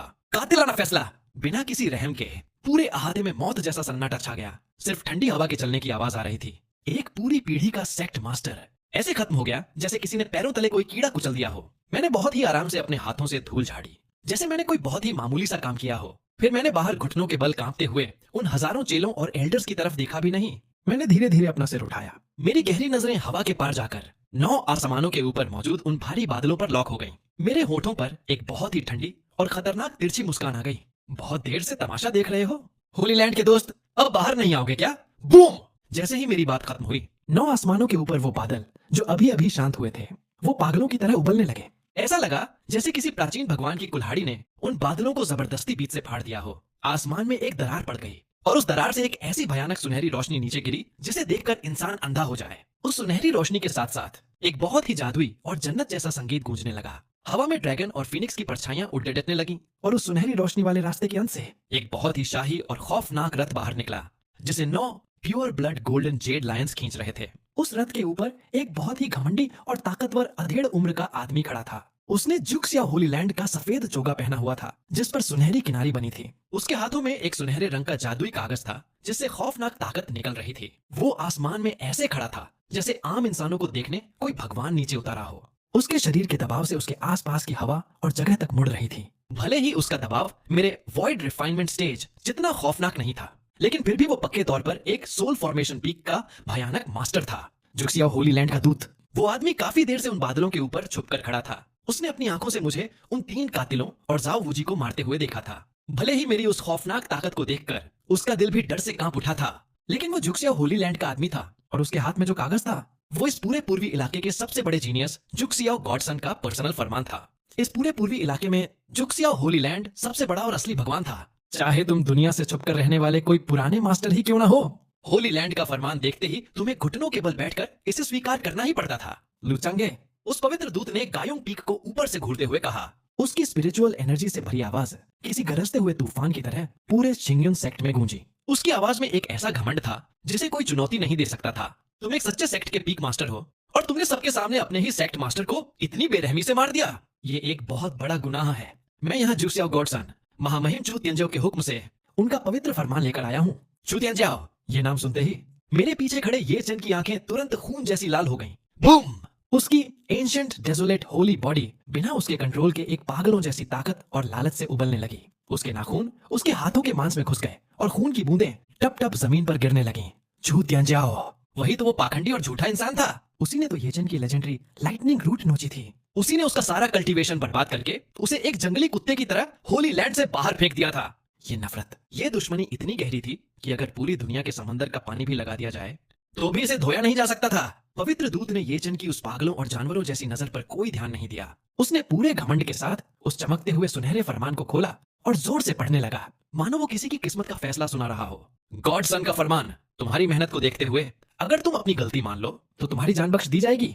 पहला, होली लैंड के उस गद्दार और मुजरिम येचन को तुरंत मेरे हवाले कर दो। मैं उसे वापस होली लैंड की पाताल जेल में लेकर जाऊंगा, जहां वो अपने गुनाहों की सजा काटेगा। दूसरा, तुम्हें लूचंगे सबके सामने अपना सारा कल्टीवेशन खुद बर्बाद करना होगा और मेरे साथ जुक्सिया होली लैंड के दरवाजे पर आकर पूरे 10 साल तक घुटनों के बल बैठकर माफी मांगनी होगी। फरमान पढ़ने के बाद दूत ने कहा, लूचंगे अभी तक घुटनों के बल बैठकर गॉडसन के इस रहम को कबूल क्यों नहीं कर रहे। दूत की आवाज पूरे आसमान और जमीन पर एकदम घोंटने वाले दबाव की तरह गूंजी। सन्नाटा, मौत जैसा सन्नाटा। चिंगन सेक्ट के जो थोड़े बहुत एल्डर्स और चेले बचे थे, उन सब ने निराशा से अपनी आंखें बंद कर लीं। अभी अभी नेदर डीमन सेक्ट से जान बची थी और अब ये उनसे भी ज्यादा खौफनाक जुक्सिया होली लैंड आ गया। जुक्सिया होली लैंड से दुश्मनी लेने का मतलब था सीधा यमराज से दुश्मनी लेना। न आसमान में कोई जगह बचेगी न जमीन के नीचे। लेकिन अहाते के बीचों बीच खड़ा मैंने बस एक गहरी सांस ली। मैं उस दूत को ऐसे देख रहा था जैसे कोई दुनिया का सबसे बड़ा बेवकूफ मेरे सामने खड़ा हो। बकवास बंद कर। मैंने उसे अपनी बात पूरी करने का मौका तक नहीं दिया। मैंने बस अपना दाहिना हाथ हवा में उस दूत की तरफ उठाया और हवा में ही मुट्ठी बंद कर ली। वूश! आसमान और जमीन की जादुई ताकत एक झटके में पागल हो गई। वो सोल फॉर्मेशन पीक वाला घमंडी दूत, उसे समझ ही नहीं आया कि क्या हुआ। उसे बस इतना महसूस हुआ कि एक ऐसी खौफनाक चूसने वाली ताकत आई है जिसे वो रोक नहीं सकता। उस ताकत ने उसके आसपास की पूरी जगह को लॉक कर दिया। उसका वो लेवल जिस पर उसे इतना घमंड था, वो उस खौफनाक ताकत के सामने ऐसे था जैसे कोई छोटा सा बच्चा किसी खूंखार ड्रैगन के सामने खड़ा हो। यूएसएस, उस दूत के हाथ में पकड़ा हुआ वो सुनहरा जादुई फरमान जो गॉडसन की खौफनाक ताकत से चमक रहा था, वो उसके हाथ से छूट गया और एक रोशनी की लकीर बनकर सीधा मेरे हाथ में आ गया। तुम्हारी हिम्मत कैसे हुई गॉडसन का फरमान छीनने की? तुम सीधे जुक्सिया होली लैंड से जंग का ऐलान कर रहे हो। दूत खौफ और गुस्से से पागलों की तरह चीखने लगा। वो उस हवा के लॉक को तोड़ने की कोशिश कर रहा था, लेकिन वो अपनी एक उंगली तक नहीं हिला पा रहा था। मैंने उसके भौंकने पर कोई ध्यान नहीं दिया। मैंने नीचे देखा और अपने हाथ में पकड़े उस फरमान को घूरा जो हजारों साल पुरानी जादुई सिल्क से बना था और जिसमें से एक हल्की सी जादुई महक आ रही थी। उन हजारों लोगों की फटी हुई, सदमे वाली और पागल हो चुकी आंखों के सामने मैंने बहुत ही धीरे से अपना दाहिना पैर उठाया। अभी कुछ देर पहले मैंने जाओ वूजी की लाश के पास उस जमीन पर पैर रखा था जो टूट चुकी थी, इसीलिए मेरे जूते के तलवे पर एक बहुत ही बड़ी और गंदी मिट्टी लग गई थी। और फिर बहुत ही कैजुअल तरीके से मैंने जुक्सिया होली लैंड की सबसे बड़ी ताकत, उनके गॉडसन की इज्जत, उस जादुई सुनहरे फरमान को जमीन पर नीचे बिछा दिया और अपना वो मिट्टी वाला गंदा जूता उस फरमान के ऊपर रखा और जोर जोर से रगड़ने लगा। स्विश! स्क्रैच! वो जादुई सिल्क इस दर्दनाक रगड़ से चीखने लगा। वो भगवान का फरमान जिसे कोई छूने की हिम्मत नहीं कर सकता था, वो एक ही पल में मेरे जूते की गंदी मिट्टी से पूरी तरह लिपट गया। यहाँ तक कि मेरे जूते की रगड़ से उसमें कुछ बड़े बड़े छेद भी हो गए। वो इस कागज का मटेरियल थोड़ा कड़क है, लेकिन जूता साफ करने के लिए ठीक ठाक है। मैंने अपने साफ हुए जूते के तलवे को देखकर बहुत ही संतुष्टि के साथ ये बात कही। शांति, एक ऐसी गहरी शांति जो हड्डियों को भी जमा दे। पूरे ब्रह्मांड में जैसे किसी ने पॉज का बटन दबा दिया था। सू जिंगहान बेवकूफों की तरह खड़ी थी। ये चैन का मुंह खुला रह गया था। बाहर घुटनों के बल बैठे वो हजारों चेले, उन्हें तो लग रहा था कि उनकी आत्मा ही उनके शरीर से बाहर आ गई है। जुक्सियाओ गॉडसन के फरमान से जूता साफ कर रहा है, पागल हो गया है। ये तो आसमान में छेद करने वाली बात है। ये तो जुक्सियाओ होली लैंड का चेहरा जमीन पर रखकर उसे पैरों से कुचलने वाली बात है। ओह लुचांगे, तू एक पागल कुत्ता है। तेरी इतनी हिम्मत कि तूने गॉडसन के फरमान की बेइज्जती की। तू खत्म हो गया। जुक्सियाओ होली लैंड अपने सबसे खूंखार भगवानों को भेजेगा और तुझे ऐसी सजा देगा कि तेरी आत्मा हमेशा के लिए पाताल में जलती रहेगी। हवा में लॉक, वो पवित्र दूत, पूरी तरह से पागल हो चुका था। उसकी आंखें खून से लाल हो चुकी थीं और वो जानवरों की तरह चीख रहा था। मुझे सजा दोगे? मेरी आंखों में आखिरकार एक बहुत ही बर्फीली और कातिल चमक आ गई। मैंने झटके से अपना सिर उठाया। मेरा शरीर अपनी जगह से गायब हो गया और सिर्फ एक परछाई हवा में रह गई। बूम! हवा और स्पेस उस सोनिक बूम की आवाज से फट गए। मैं स्पेस के सारे नियमों को तोड़ता हुआ एक सेकंड में उस दूत के ठीक चेहरे के सामने पहुंच गया। दूत की पुतलियां डर के मारे सुई से भी छोटी हो गईं और मेरी लात, जिसमें सितारों को फोड़ देने वाली ताकत थी, वो उसके शरीर के आधे हिस्से पर जोर से जाकर पड़ी। क्रैक! स्प्लैट! एक ऐसी खौफनाक आवाज आसमान में गूंजी जिससे सबके रोंगटे खड़े हो गए। वो सोल फॉर्मेशन पीक का दूत, उसे अपना जादुई कवच चालू करने का समय तक नहीं मिला। उसके शरीर का आधा हिस्सा, उसका कंधा, उसका हाथ और उसकी जांघ, मेरी लात की वजह से एक ही सेकंड में मांस और खून के एक भयानक फव्वारे में बदल गया। खून, मांस और हड्डियों के टुकड़े आसमान से किसी बारिश की तरह नीचे गिरने लगे। मेरा शरीर, दूत का वो आधा बचा हुआ शरीर, हवा में पागलों की तरह छटपटा रहा था। वो किसी इंसान की तरह नहीं, बल्कि किसी भयानक सुअर की तरह चीख रहा था। उस दर्द की वजह से वो हवा में ही लगभग बेहोश होने वाला था। मैंने उसे सीधा मारा नहीं। मैंने अपना हाथ आगे बढ़ाया और उसके बचे हुए आधे गले को कसकर पकड़ लिया। मेरी नजरें उस पर मौत के देवता जैसी थीं। मैं तुझे जिंदा इसलिए छोड़ रहा हूँ क्योंकि मुझे संदेश भिजवाने के लिए एक कुत्ते की जरूरत है। जुक्सिया होली लैंड वापस जा और अपने उस चूतियंजियाओ से कह दे कि अपनी गर्दन धोकर साफ रखे। मैं आ रहा हूँ और वो अपनी जगह पर मेरा इंतजार करे। ये कहकर मैंने उसे किसी कचरे के डिब्बे की तरह एक जोरदार लात मारी और उसे वापस उसी जादुई रथ के अंदर फेंक दिया। वो रथ खौफ के मारे एक रोशनी की तरह चमका और बिना किसी दिशा की परवाह किए तूफान की तेजी से बादलों में छुपकर भाग गया। आसमान और जमीन के बीच एक बार फिर मौत जैसी शांति छा गई। मैं धीरे धीरे हवा से नीचे उतरा और अहाते में वापस आ गया। मैंने जमीन पर कुचले हुए उस फरमान की तरफ देखा भी नहीं।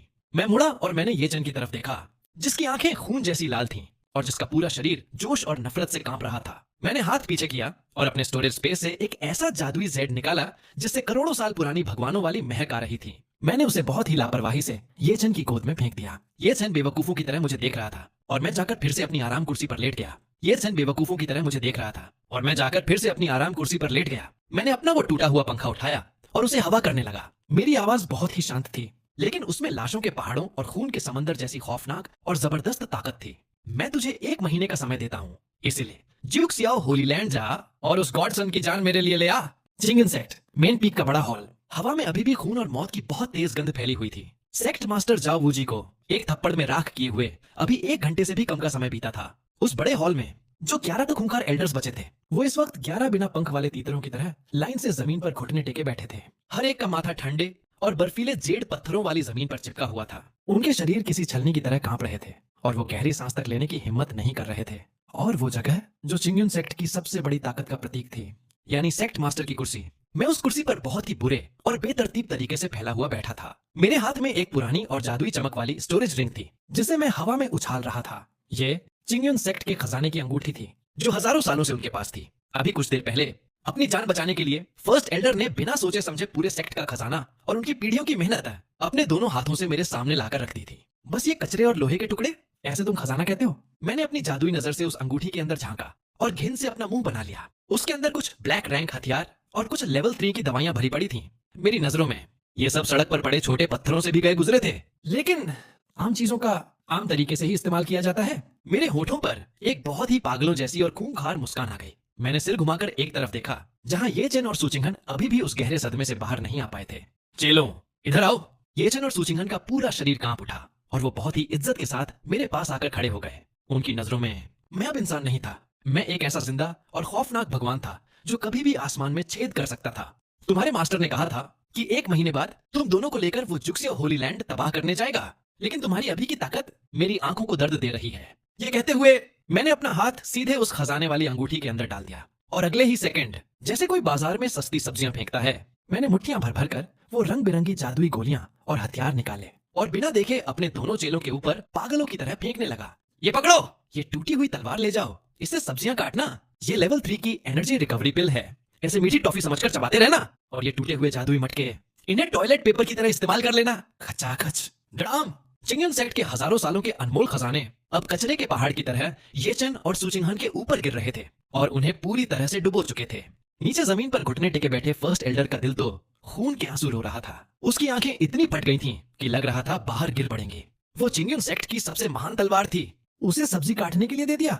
और वो लेवल 4 की ग्रेट हीलिंग पिल जो मुर्दे को जिंदा कर सकती है, उसे टॉफी की तरह खाने को बोल रहा है। जब वो बूढ़ा एल्डर सदमे से हांफने लगा, ऐसा लगा जैसे उसकी सांसें अटक जाएंगी और वो वहीं मर जाएगा। लेकिन उसने जबरदस्ती अपना मुंह कसकर बंद कर लिया और अपनी चीख को गले के नीचे उतार दिया। उसे डर था कि अगर उसने आवाज निकाली तो मैं गुस्सा हो जाऊंगा। लेकिन मुझे इन फालतू चीजों की रत्ती भर भी परवाह नहीं थी। मेरे दिमाग के अंदर इस वक्त सिस्टम की सबसे बड़ी और पागलों वाली पार्टी चल रही थी। डिंग द होस्ट ने बड़े चेले ये चन को एक हथियार दिया। 8000 गुना क्रिटिकल रिटर्न ट्रिगर हुआ। बधाई हो, आपको emperor level weapon god slaying sword मिली है। डिंग होस्ट ने दूसरी चेली सुचिंगहन को दवाई दी। 9000 गुना क्रिटिकल रिटर्न ट्रिगर हुआ। बधाई हो, आपको 9 टर्न्स इमॉर्टल पिल मिली है। डिंग होस्ट ने बड़े चेले ये चन को एक सामान दिया।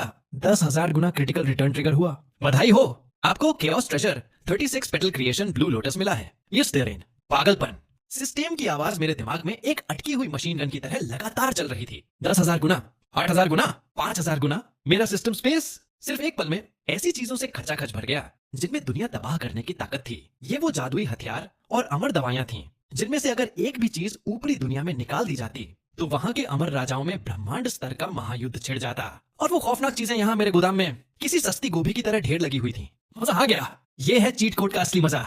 मैं पागलों की तरह आसमान की तरफ देखकर हंसने लगा। मेरी हंसी इतनी तेज थी कि पूरा हॉल जोर जोर से हिलने लगा। सिस्टम, वो सारी दवाइयां और खजाने जो मेरी ताकत बढ़ा सकते हैं, उन सबको अभी निकालो और मेरे अंदर फिट करो। बूम। जैसे ही मैंने ये कहा, एक ऐसी खौफनाक और भयानक ताकत जिसे दुनिया का कोई शब्द बयान नहीं कर सकता, यहाँ तक कि इस दुनिया के नियम भी जिसे नहीं समझ सकते, वो ताकत करोड़ों में प्राचीन ड्रैगन्स की तरह सीधे मेरे शरीर के अंदर घुस गई। मेरा कल्टीवेशन इस पल पूरी तरह से बेकाबू हो गया। वो वॉइड रिफाइनमेंट स्टेज स्पीकर की दीवार इस नई ताकत के सामने कागज की तरह फटकर राख हो गई। बॉडी इंटीग्रेशन स्टेज पार, ग्रेट व्हीकल स्टेज पार।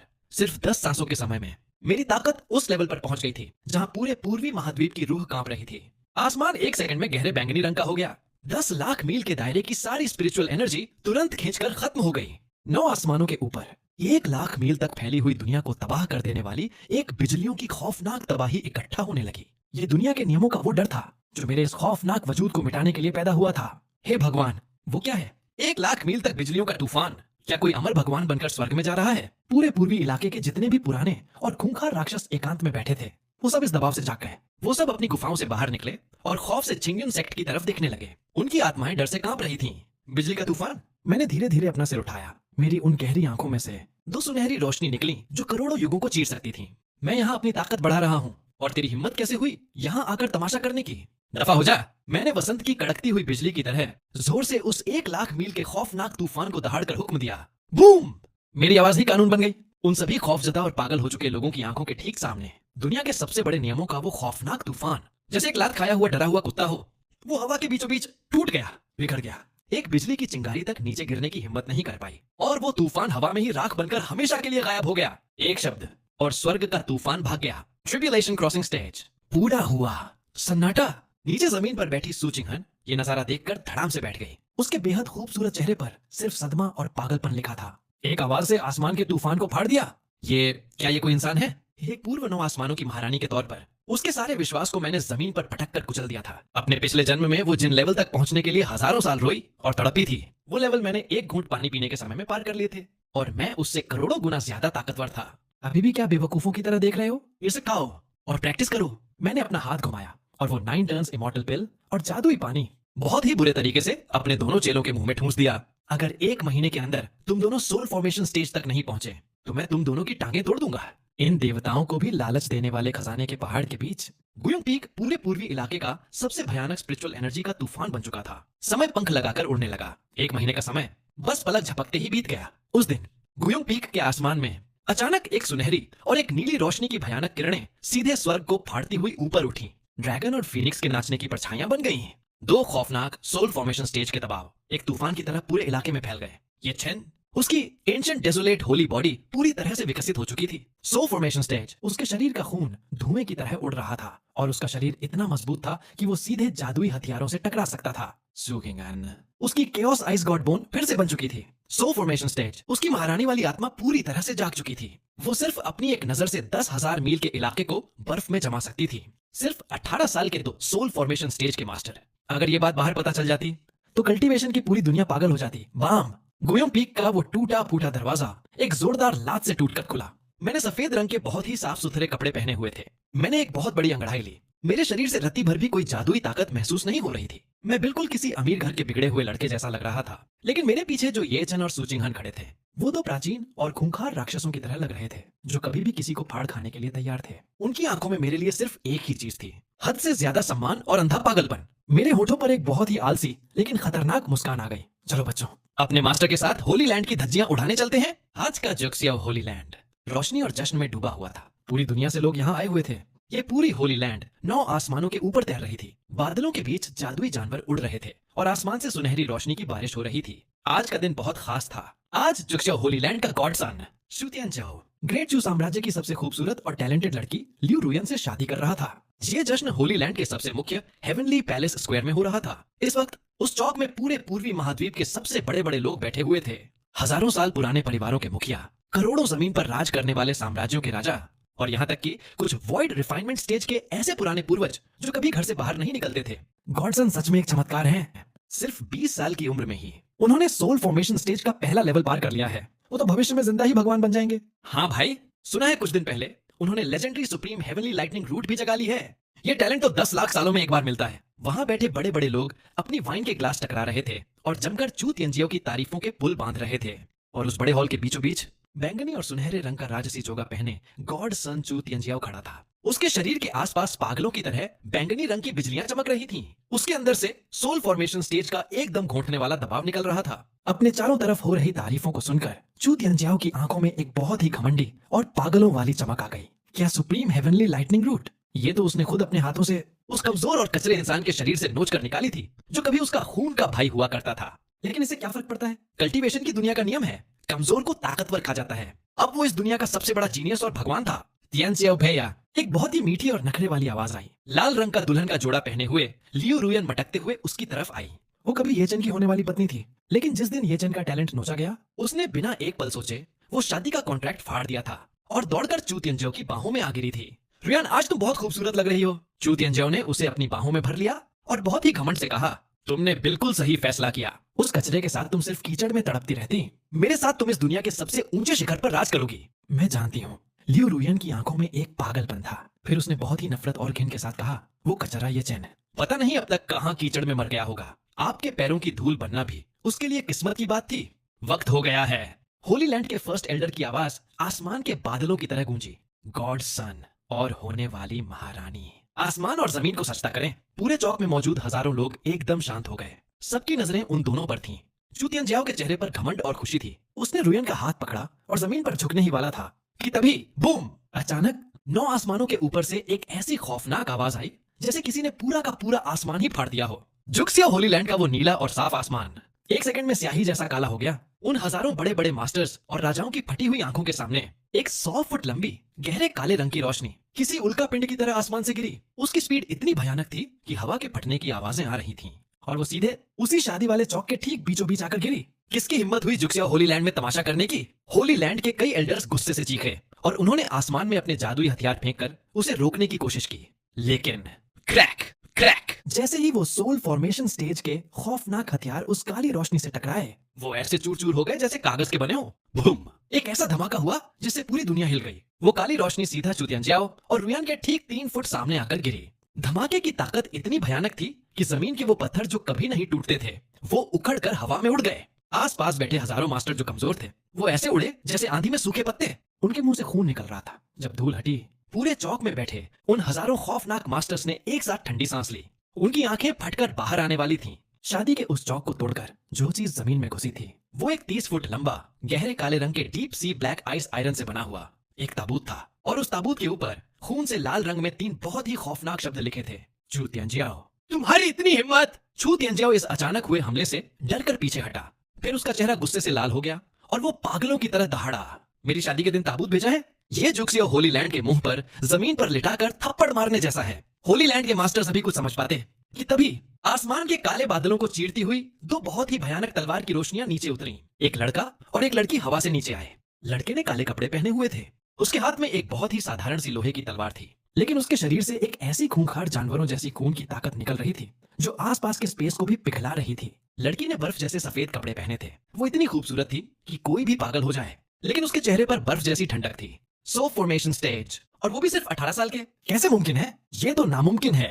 ये खैर, जब चू तियांजियाओ ने उस काले कपड़े वाले लड़के का चेहरा देखा तो वो ऐसे चीखा जैसे उसने दिन दहाड़े कोई भूत देख लिया हो। उसका पूरा चेहरा डर से पीला पड़ गया और उसके बगल में खड़ी लिu रुयान, उसके पैर झेली की तरह पिघल गए और वो धड़ाम से जमीन पर गिर पड़ी। उसके खूबसूरत चेहरे का सारा मेकअप पसीने से धुल गया और वो लाश जैसी सफेद हो गई। नामुमकिन! ये नहीं हो सकता। तेरी तो जड़ें नोच ली गई थी। तू तो एक कचरा बन गया था। तू सोल फॉर्मेशन स्टेज पर कैसे पहुंच गया? चू तियांजियाओ का पूरा घमंड और उसकी दुनिया इस एक पल में चूर चूर हो गई थी। लेकिन वहां बैठे उन खौफनाक मास्टर्स के लिए सबसे भयानक झटका तो अभी बाकी था। एक ऐसी खौफनाक ड्रैगन की दहाड़ आसमान में गूंजी जिसने सितारों को भी हिला दिया।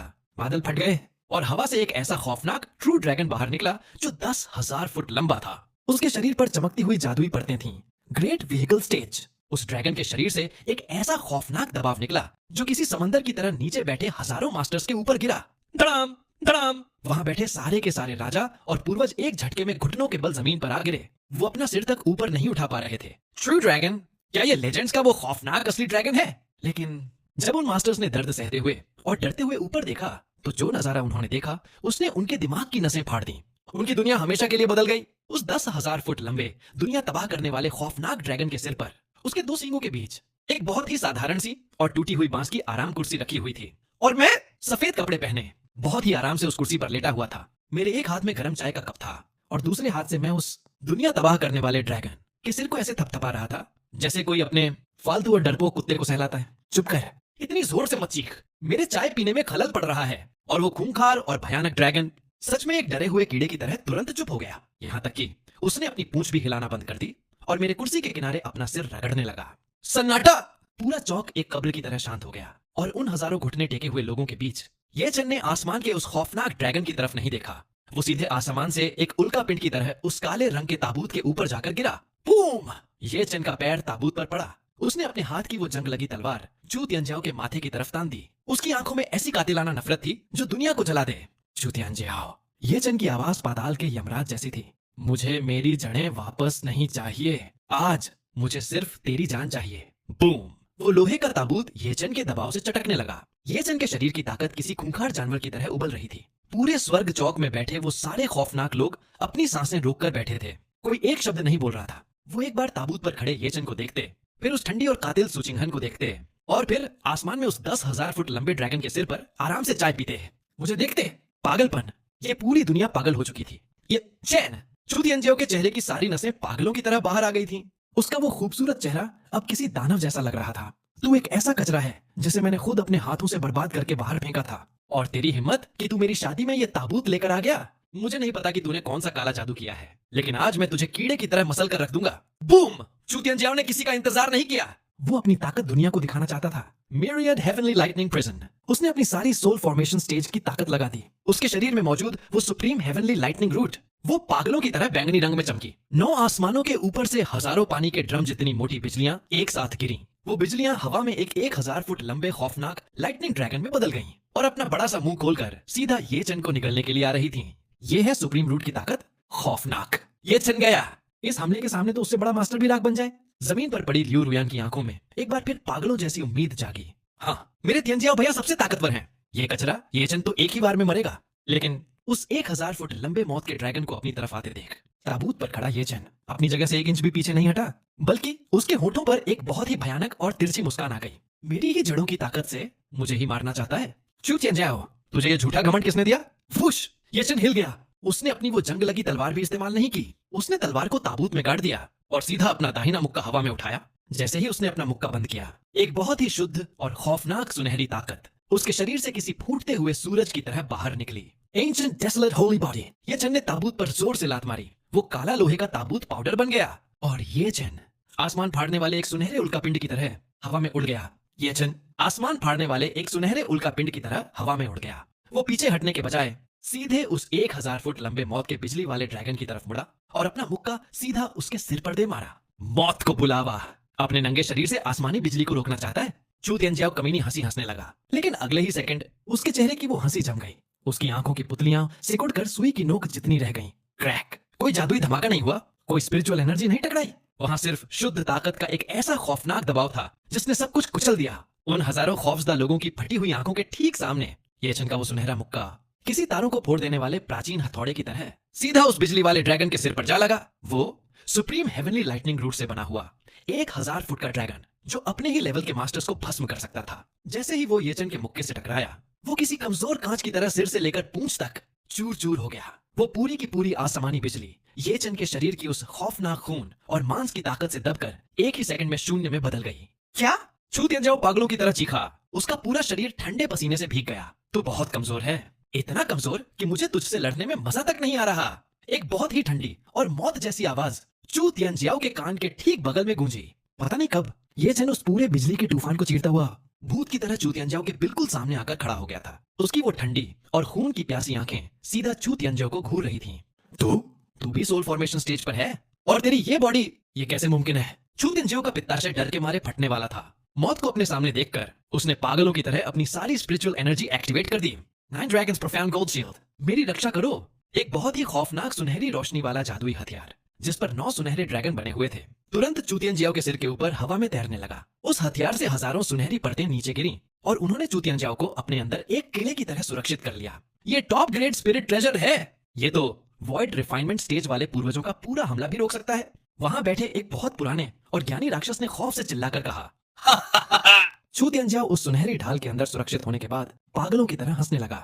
ये चन, तू मेरा ये कवच कभी नहीं तोड़ सकता। मैं गॉडसन हूँ, मेरे पास दुनिया के सबसे बड़े खजाने हैं। तू मेरा कुछ नहीं बिगाड़ सकता। चू तियानजियाओ उस रोशनी के अंदर छिपकर अभी चैन की सांस ले ही रहा था और उसने अपनी घमंडी हंसी शुरू ही की थी।